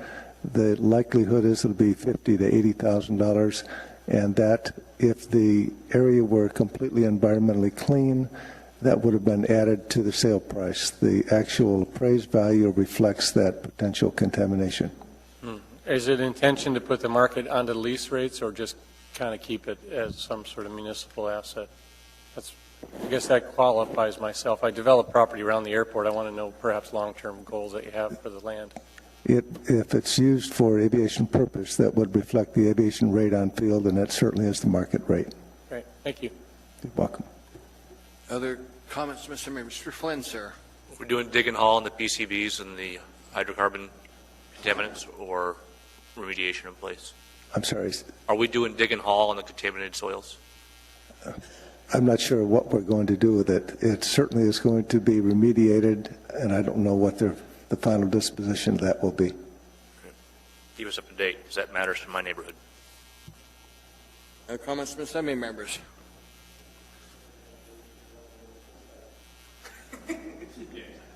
Hearing no comments, Madam Clerk, please conduct the vote. Assemblymember Johnston? Yes. Assemblymember Honeman? Yes. Assemblymember Steele? Yes. Assemblymember Dabowski? Yes. Assemblymember Flynn? Yes. Chair Trainey? Yes. Vice Chair Gray Jackson? Yes. Assemblymember Evans? Yes.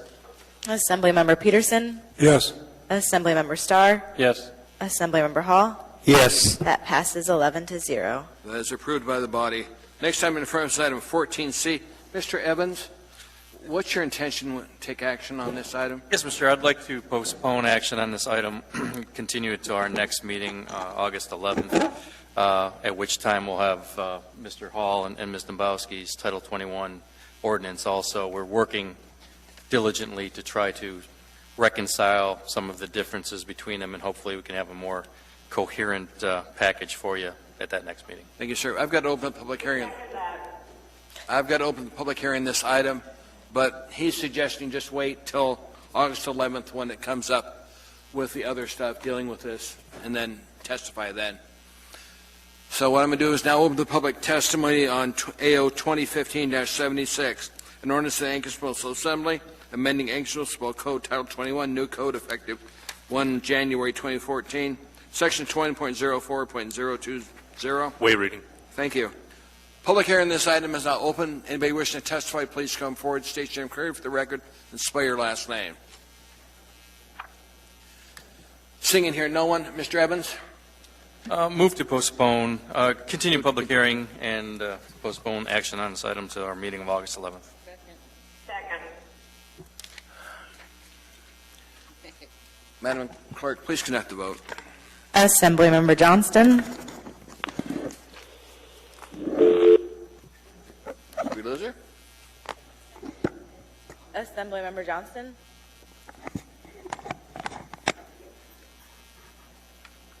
I think due to technical issue, I'm not going to vote. Assemblymember Honeman? Yes. Assemblymember Steele? Yes. Assemblymember Dombowski? Yes. Assemblymember Flynn? Yes. Chair Trainey? Yes. Vice Chair Gray Jackson? Yes. Assemblymember Evans? Yes. Assemblymember Peterson? Yes. Assemblymember Starr? Yes. Assemblymember Hall? Yes. Assemblymember Johnston? Yes. That passes 11-0. Thank you, everybody. The next item in front is item 14D, ordinance AO 2015-82, an ordinance of the Anchorage Municipal Assembly, amending Anchorage Municipal Code, Title 21, new code effective January 1st, 2014. Waive reading.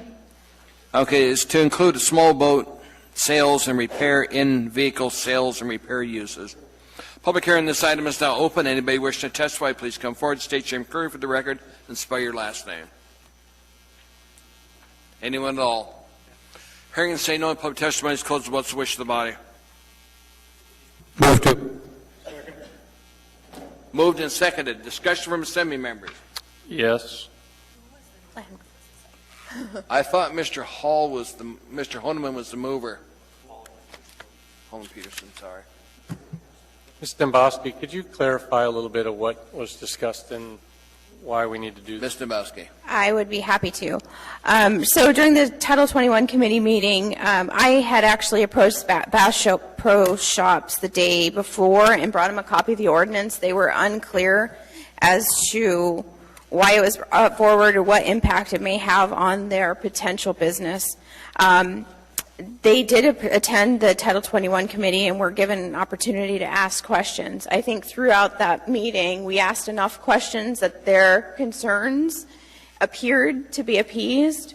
They did ask me that, they were trying to digest it, and they said if they showed up tonight and asked for a postponement, maybe to understand it more, would they get it? And I said I thought the body would be willing to do that. I don't see anybody here tonight from Bass Pro Shop, nor did I get a phone call from them. So I take that to mean that they don't have an issue. Erica, if you want to come up here for just a second. Erica McConnell gave a great rundown. Basically, this will not impact their current business model. The boats that they have on display right now will not be impacted by this ordinance as presented by the Planning Department as they expressed to the Title 21 committee. Bass Pro has expressed an interest in potentially buying a lot next door to them. If that happens, they'll have to comply with the fencing and all those requirements. But if I can let Erica explain, Mr. Starr, I think she'll do a better job than I just did. Erica? Thank you, Erica McConnell, current planning manager. This ordinance will not impact their existing facility because that's governed under the large retail establishment section of code. So this would enable them to use a different lot within the Glen Square development to develop a boat sales and repair, a separate building for boat sales and repair. We were approached by a local consultant who, it was my understanding, was speaking for Bass Pro about the need for this, and we reviewed the code and saw that under the old code, small boat sales and repair were allowed in the B3 district, and that was something that was overlooked during the rewrites. We felt it was appropriate to make this amendment. Mr. Starr, sir. The industrial zoning, and I guess it's my question about the boats that are larger than 30 feet. Some of the pontoon boats get longer than 30 feet. And then the industrial zones already, it's a permitted use. I see the table, but I couldn't tell which part of the table is being updated and which one is currently. So does this only affects the B3? And it's on page 243 of our packet if you have the same number.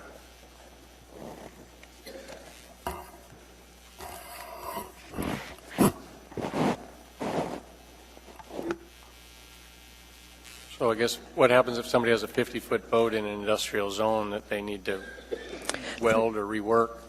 Through the chair, Mr. Starr, I did review all of the boats that are available for sale by Bass Pro, and this was confirmed by the representatives at the meeting that none of their boats exceed the size limit proposed in this ordinance, but larger boats would have to establish a sales or repair facility in either the marine commercial, the marine industrial, or the I-1 or I-2 districts. Anything else, Mr. Starr? No, I hope it's an attempt to help Bass Pro Shops develop and grow as they are. I don't find anything overtly offensive by them. It's not a lecture to you, Erica. More general speaking, I don't find that the Bass Pro modeling of displaying boats along Glen Highway, that's why they pay high rents there, is overly offensive. It's sure better than the way my neighbors sometimes display their boats in residential zones. So I hope the message to them, Ms. Dembowski, was that we're not trying to regulate them out of business by any means, but hope that they can grow. That was exactly the message, It's Mr. Starr. exciting, and soon I'll take on the RV and also the side-by-sides and the ATVs, because we've told places like Polaris and CNC Skidoo that they can't have them within the frontage of the Glen Highway. And I mean, this is their business, their livelihood. It's pretty formative. So thanks for the effort. I hope it doesn't become punitive or obstacle nature. I read it 5 times and I couldn't figure it out. So I hope it's the smart guys can. Thank you. Thank you, Erica, for helping us. Any other comments from Assembly members prior to voting? I'll just follow up by saying I think I read it 10 times, Mr. Starr, and that's the reason it was so helpful to have a great conversation. I think we talked about this one particular ordinance for at least almost an hour, and we went through it page by page, change by change, and I was satisfied that this was not intended to be punitive. Like you, when I drive into town, I see the boats. I think they look good. Every now and then I think I have to stop in and see because they might look even better on my lake. But so I think I don't think this was a punitive effort. I'm satisfied to support this ordinance change. If it becomes a problem in the future, I'm sure we'll be the first to find out. Well, or if we impact other vendors somewhere else in town, if we've messed with the I-1 substitute, maybe they have an ancillary business where they store them and then winterize them and fix them. And so just if you can maybe take some ownership, if we didn't get it right, perhaps bring it back to us quickly. Absolutely. Thank you. Mr. Starr, I think that Bass Pro Shop's a wonderful business for this town. We don't want to do anything that stops that sort of innovative business from coming to Anchorage. I want to encourage it. Thank you, Mr. Starr. Thank you, Ms. Dembowski. If there's no other comments, Madam Clerk, please conduct the vote. Assemblymember Johnston? Yes. Assemblymember Honeman? Yes. Assemblymember Steele? Yes. Assemblymember Dembowski? Yes. Assemblymember Flynn? Yes. Chair Trainee? Yes. Vice Chair Gray Jackson? Yes. Assemblymember Evans? Yes. Assemblymember Peterson? Yes. Assemblymember Starr? Yes. Assemblymember Hall? Yes. That item passes 11-0. Thank you, Madam Clerk. Next item in front is item 14E, Ordinance AO 2015-83, an ordinance amending Anchorage Municipal Code Title 21 Land Use Planning New Code effective January 1st, 2014. Certain provisions of Chapter 21.11, signs, to eliminate the provisions regarding architectural features related to signs and increase the allowed sign area to compensate, to allow and to regulate menu boards and ordering screens. Thank you. The public hearing on this item is now open. Anybody wishing to testify, please come forward. State your name clearly for the record. Mr. Potter, you don't have to fight to get up here. Do you notice that? My name is Tim Potter with Dowell, spelled P-O-T-T-E-R. Mr. Chairman, members of the Assembly.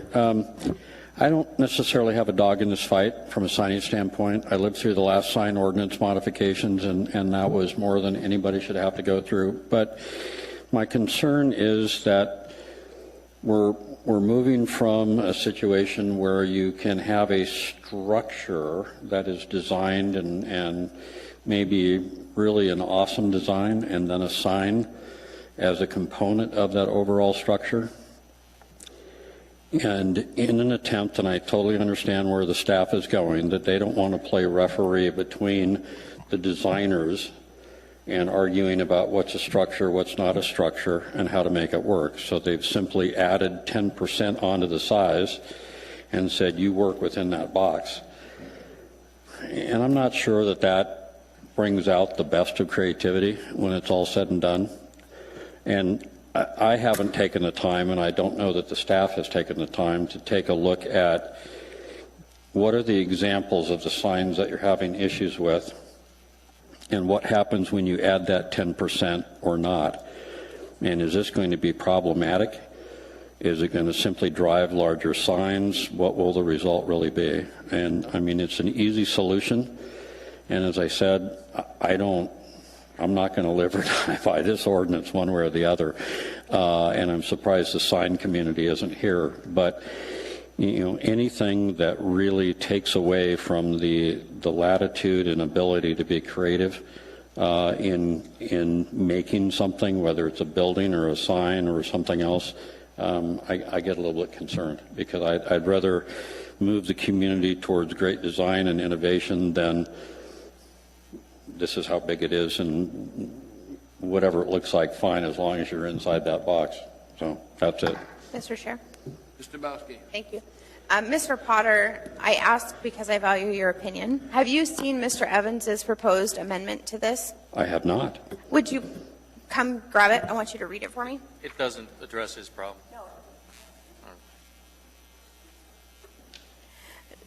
So, I honestly, when I saw this, I could go either way with it. I understand what staff is saying. I understand their dilemma. And it seemed to me they were trying to get out of the bickering and just basically say, this is the size it needs to be, have at it. I'm a proponent of smaller, better, more monument-type signage low. Mm-hmm. And an example of that would be the Costco on Braga. Most of that project from Hoyt Street west over to Braga, where Costco is, has a limitation where you can only have building signs and monument signs.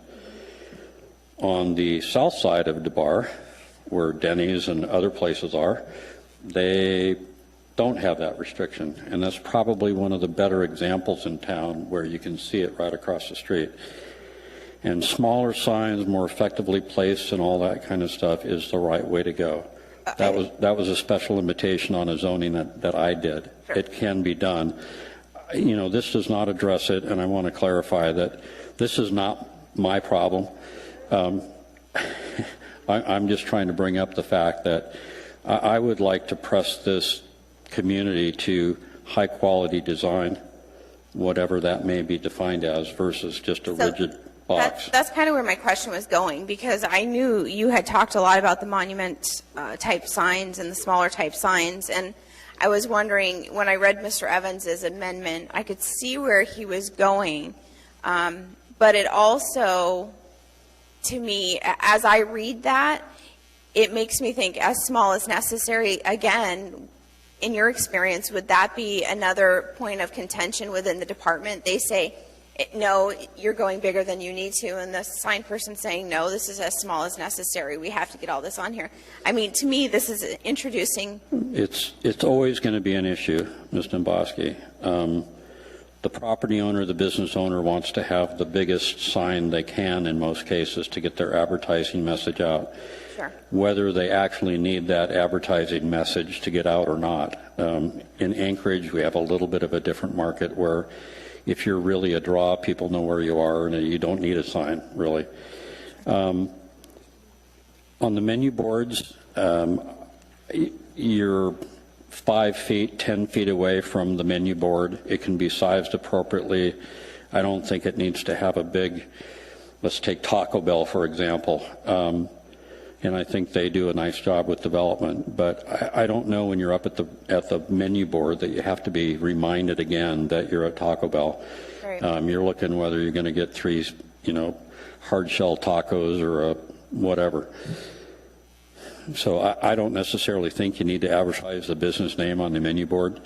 But I am concerned that in structuring signs to different specific sites, locations, businesses, speeds of roads adjacent to them, like a hospital, for instance, based on the speed of the road, if you're on DeBar Road and you're going by Alaska Regional, the signage that's out next to DeBar has to have larger letters on them to get the message across to the people that are looking to see where they're going. So, we can say you get this box and that's what you can work in, and that's not always the solution. And yes, there may be a variance process, but in this case, I think we're just drawing a box around a problem and saying we can control the problem because it's inside this box. And we may end up with a bunch of crappy looking signs that would have looked a lot better if they had some architectural treatment that was actually larger, but really made the sign cool. So, Thank you for your comments. thanks. Thank you. Anybody else wish to testify? Hearing you say no on public testimony is closed. What's the wish of the body? Move to approve. Moved and seconded. Mr. Evans, sir? Yes, Mr. Chair, I'd like to move an amendment to 14E. I think it's been handed out already, so you should have a written copy of it. It basically, 14E sets some definitions for, or regulates the size and proportions of menu boards and ordering screens as one of the things it does. My amendment simply takes away some of the more specific regulation and just reverts to our current definition for instructional signs, which is that the menu boards and ordering screens shall be no larger than necessary to serve the intended instructional, and I added, and or functional purpose. I just don't think there's a great need to, regulate how big the Burger King sign logo is on their menu board. It's just a little bit too much government for me. I don't get the impression that there's a growing problem of menu boards and these ordering signs being in any way a problem in the community. So I just thought this definition should be more commonsensical and suit the. Is that a motion, Mr. Evans? I believe it was. I think. Okay, second. I need a second on it. Second.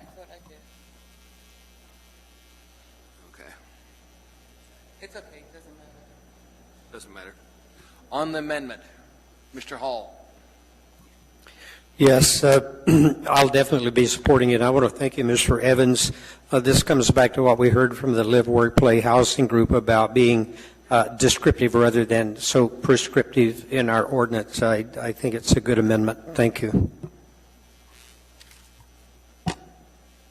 Anybody else want to come on the amendment?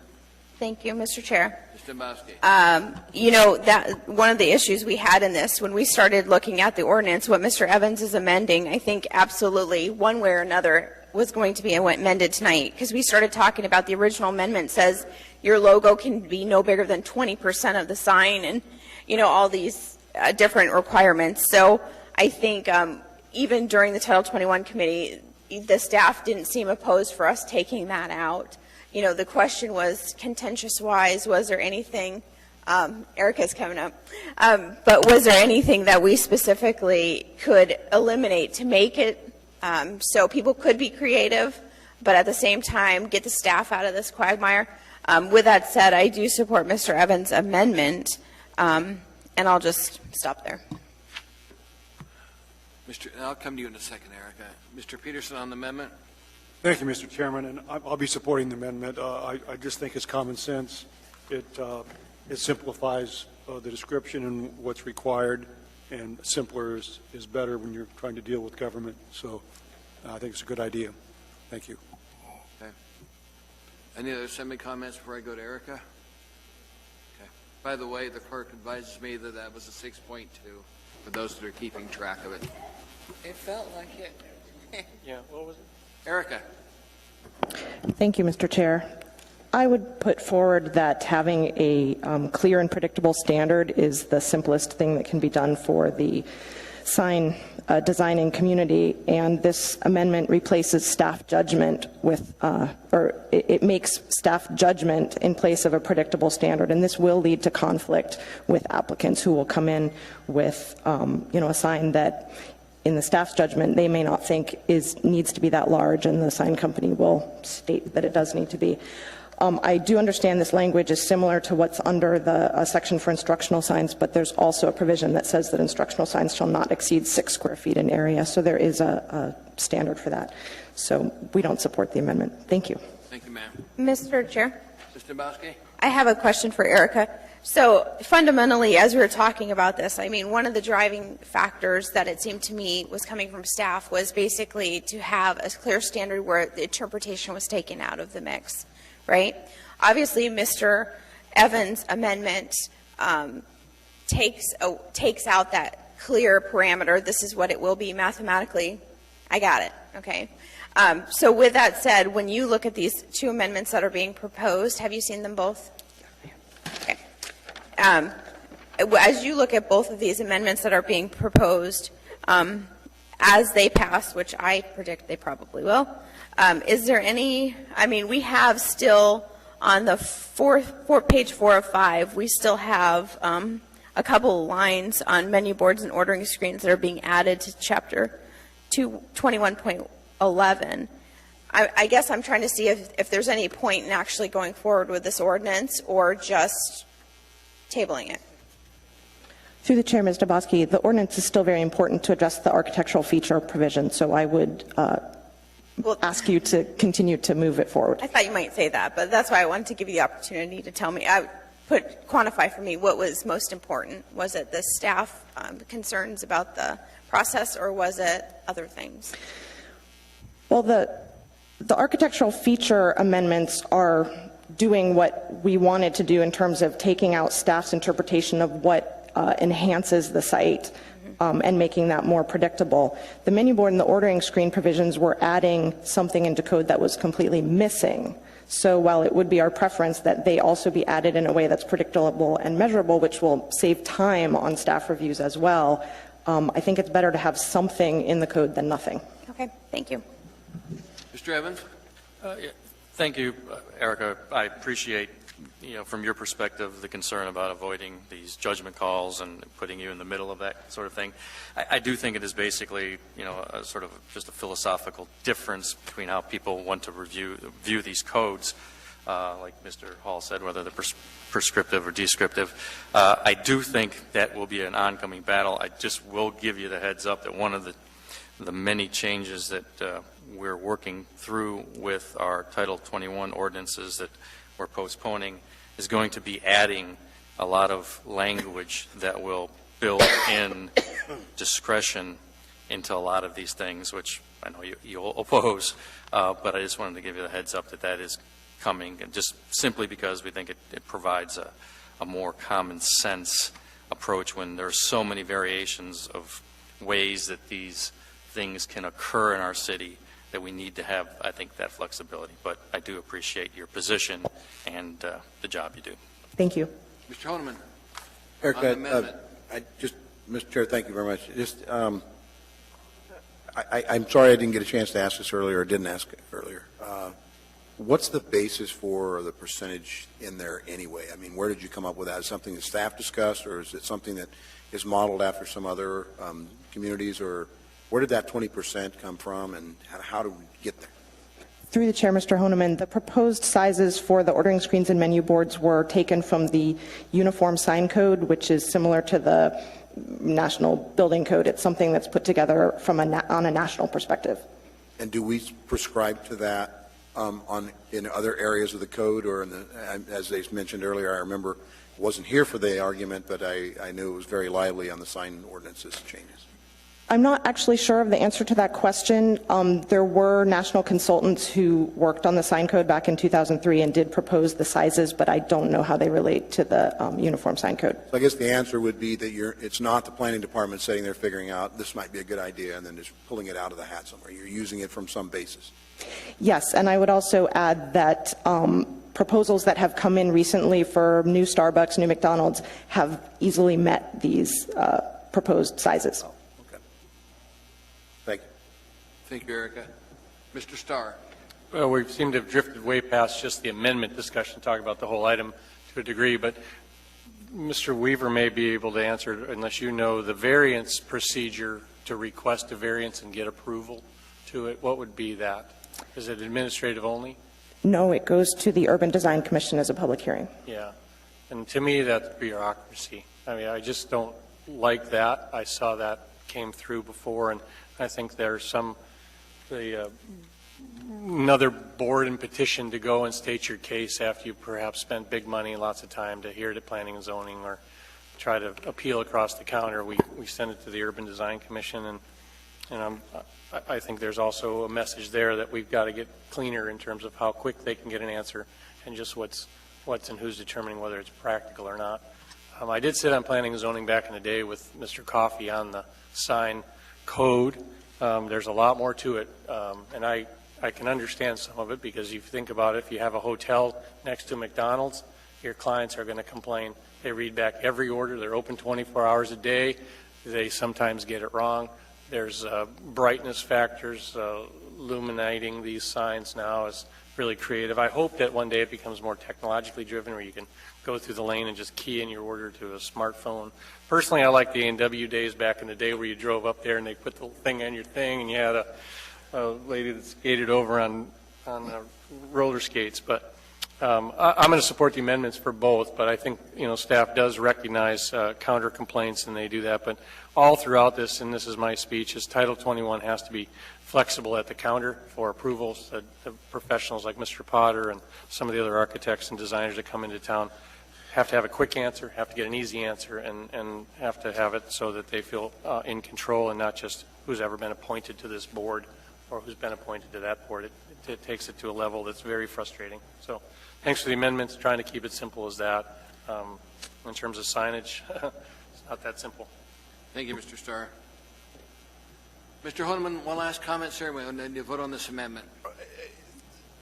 Yeah, I'm all about, and I definitely have been hearing from the development community, and definitely the permit center issues that Mr. Starr has alluded to. And I made the commitment. I know that with this administration that there's plans to try to work with better permitting process and better development process at community development. And Mr. Starr, I heard your concerns at about the same time the election was going through and all the process as such. I guess what concerns me a bit is, and there's always going to be, it seems, a bit of a adversarial role. Government, Mr. Evans earlier saying too much government. Government has the, I guess you'd say, the responsibility to make sure that we're doing it right or making sure developers are going to get it right.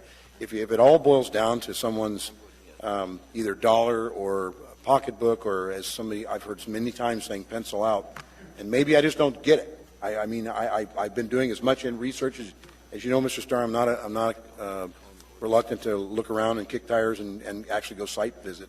But we have to rely on our government, if you will, with some standards, and not just pulling it out of the hat. And while I agree with Mr. Potter about some variances for architectural design, I think that makes a lot of sense so that everything doesn't look like the same carbon cookie cutter mold or whatever. But I think they explained pretty much where they came from with some national design standards. So I'm really not convinced that we should be changing something that's, if it's not working and we start hearing more concerns. Mr. Potter himself said, why isn't the sign community here, up in arms talking about it? I don't know that we really need to amend something that's not even been put in practice and somebody coming to us and saying, hey, it is a problem. I mean, we can sit up here all day long and guess what could or could not be a problem, but I think I'd more rely on data that's driven from some better baseline than just people's interpretation of it. I'm not really comfortable with the amendment. I'm sorry, Mr. Evans. I think we ought to go with the planning department on this one and take up additions or address issues as they come down the road. Mr. Chairman. Yes. No button. I'd like to get back in the queue there.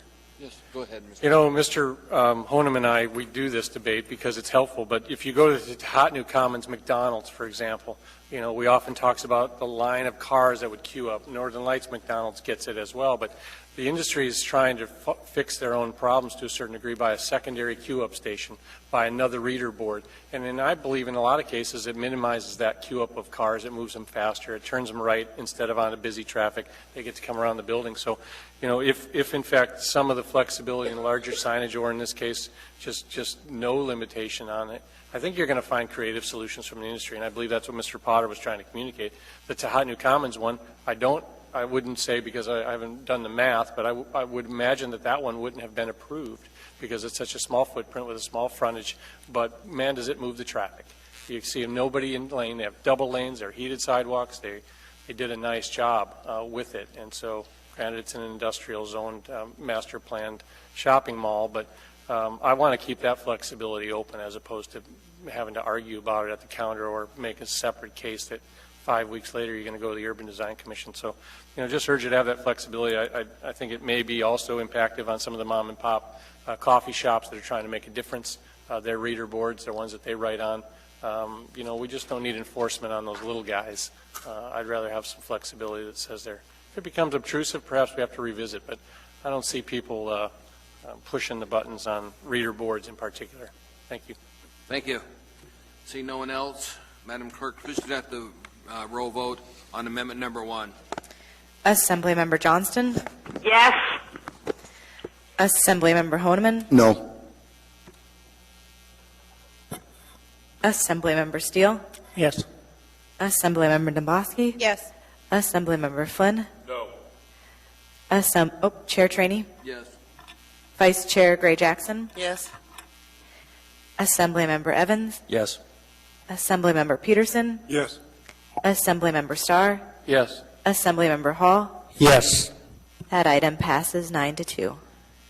That amendment was approved 9-2. We now go down to amendment number 2. Mr. Evans?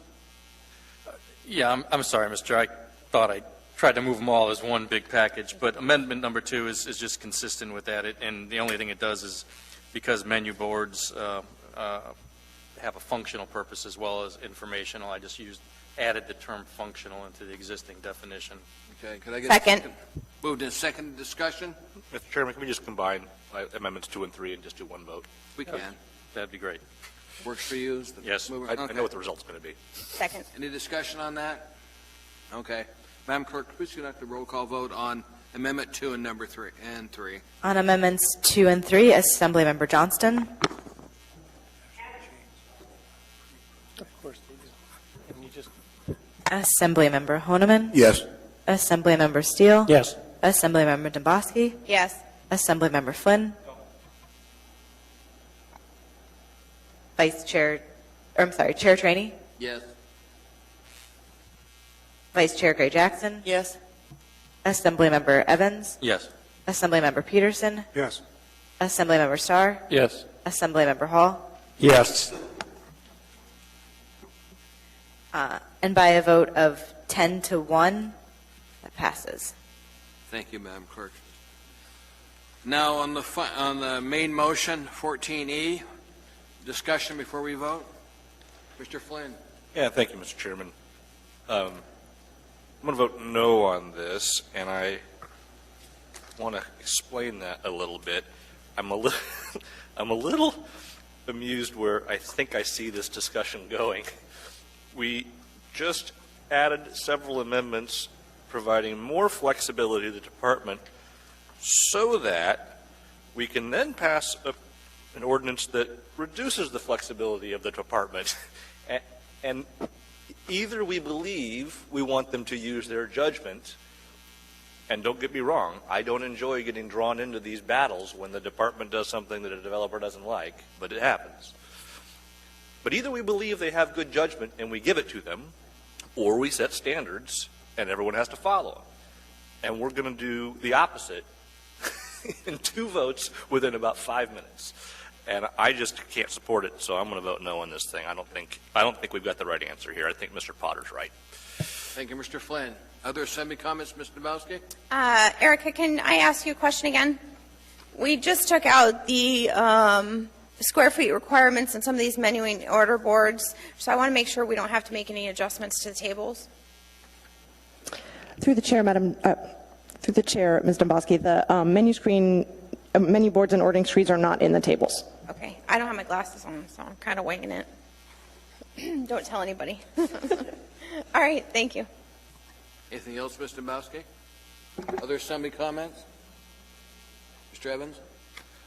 Thank you, Mr. Chair. You know, I tend to agree with Mr. Flynn to the extent that I don't like, and I voiced that objection at the Title 21 committee as well, the provision of this ordinance that we're not amending, which was to deal with this architectural structures. I think overall it's much better approach to allow some flexibility, so as Mr. Potter says, we'll have more creativity and actually a better looking environment. So I really, in a way, I wish I would have amended that as well, or vote no on the whole thing, but I thought we needed to add the definitions about menu boards and ordering signs simply because we didn't include those in the title at all, so there was no reference to them. But I am not unsympathetic to Mr. Flynn's position. Thank you. Ms. Johnston, anything, ma'am?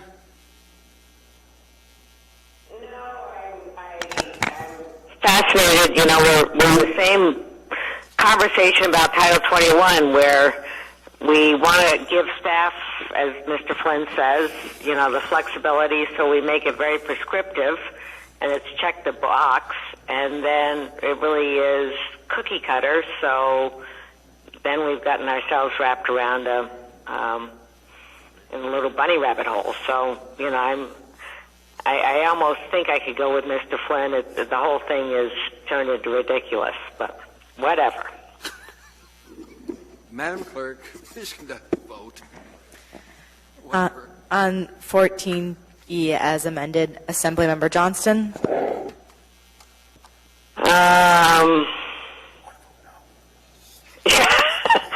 No.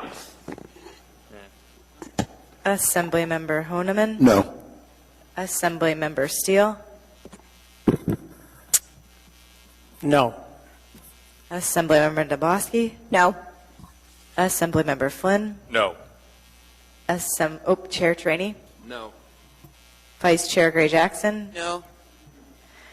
Assemblymember Evans? Yes. Assemblymember Peterson? Yes. Assemblymember Starr? Yes. Assemblymember Hall? Yes. That item fails 7-4. That motion failed 7-4. Next item in front of us is item 14F, Resolution Air 2015-223, a resolution of the municipality of Anchorage appropriating an amount not to exceed $400,000 of fund balance to the Chugiak, Birchwood, Eagle River Rural Road Service Area. Waive reading. Subursa. Thank you. This is Subursa Capital Improvement Fund 419. Public hearing on this item is now open. Anybody wishing to testify, please come forward, state your name clearly for the record, and spell your last name. Hearing, seeing no one, public hearing is closed. What's the wish of the body? Move to approve. Second. I have Second just some approved. comments about it. Go ahead, sir. The funding source is going to be entirely paid by the local residents for this, and it sounds like it should be to a certain degree, but some of the rural road standards and the rural design standards, if you remember the history, maybe you don't, we failed our air quality standards many, many, many times because of just the dirty roads. And so primarily it was determined that the Chugiak Eagle River road systems were adding a significant amount of dust. And so I would hope that, we're taking care of ourselves, but if the upper hillside has some issues or we can't keep up with it in the Girdwood markets, that the same solution, local mill or some other contribution be decided. So I don't mind tapping into Subursa for this. We've got a really good contract, road maintenance projects that the municipal directorship has been great out there, partly for dust mitigation and partly just for better roads at a better cost.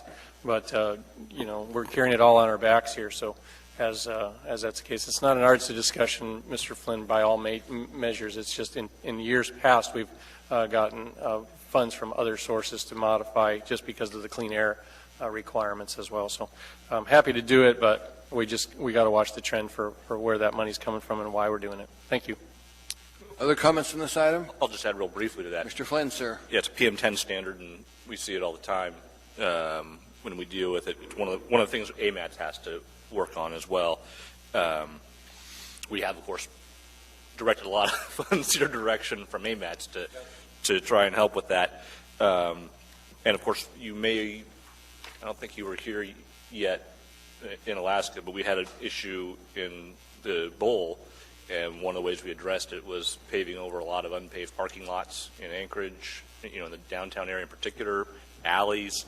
And, of course, that mostly fell on ARTSA and private landowners. And the other challenge that you face in your area is you get the Knik Glacier winds coming down the valley and carrying a fair amount of dust. My joke was if we ever build the dam bridge, we should put a windscreen on it and knock some of that dust down. Well, and I started the conversation by the rural road standards, and what we're approving is the reground asphalt product basis for this. And so between now and a year and a half from now when I leave is I intend to embed a good rural road standard inside of Title 10 or Chapter 10 out in our area so that we're not forced to go to asphalt overlay or strip paving with curb and gutters, because if we're going to continue to embrace the RAP as a solution, which is a very good one for what we try to do, there's quite a few folks that just would rather do nothing to their roads. We like them dirt, we like them gravel, leave it alone. So I'm up against that argument plenty. It's like, well, I didn't ask for this. So the RAP seems to be a good compromise by all intents and purposes. So just remember that the RAP, thanks, Subursa is paying the bills, but as we develop our road structures, don't force a road developments or a road standard that we don't particularly want. Thank you. Bill, when I lived out there, it used to be the joke that you had to make sure you were at the head of the line because you went up the valley, you had dust for about 14 miles. And thank heavens we got that taken care of. But there was a time period where the dust used to fly in Eagle River Valley. I remember. Let's vote on this item, Madam Clerk. On item 14F, Assemblymember Johnston. Yes. Assemblymember Honeman. Yes. Assemblymember Steele. Yes. Assemblymember DeBoski. Yes. Assemblymember Flynn. Yes. Chair Trainee. Yes. Vice Chair Gray Jackson. Yes. Assemblymember Evans. Yes. Assemblymember Peterson. Yes. Assemblymember Starr. Yes. Assemblymember Hall. Yes. That item passes 11-0. Passes 11-0. Next item in front of special orders, there are none. Unfinished agenda, there is none. Audience participation, item 17. Is there anybody wishing to address the Assembly on any issue that's not in front of us? Hello, Mr. McGrath. You want to talk to us about the flood? Yes, sir. Or the earthquake? Which, sir? Mr. Chairman, members of the Assembly, Mr. Mayor, last Saturday night was a 50-year flood event here in Anchorage, or a rain event. And lots of times when we see the newspaper articles about other places that have these kind of events, you see death and destruction. Here in Anchorage, because of your planning and the work of AWW and Public Works, we had, I think, 4 apartments that got a little bit wet, and a couple intersections that didn't work because of things put in the gutters for construction. So it went really well, and I hope that we find a way to celebrate the fact that Anchorage has planned and is up to these types of occurrences here in Anchorage. So, Mr. Mayor, I hope that there's some way that you can pass on to Public Works and AWW and everybody else involved that lots of things work here in Anchorage. Thank you. Thank you, Mr. McGrath, for no questions. Anybody else wish to address us on any item? Hearing and saying none, public testimony is closed. We're now down to adjournment. Move to adjourn. We're adjourned. Have a nice evening.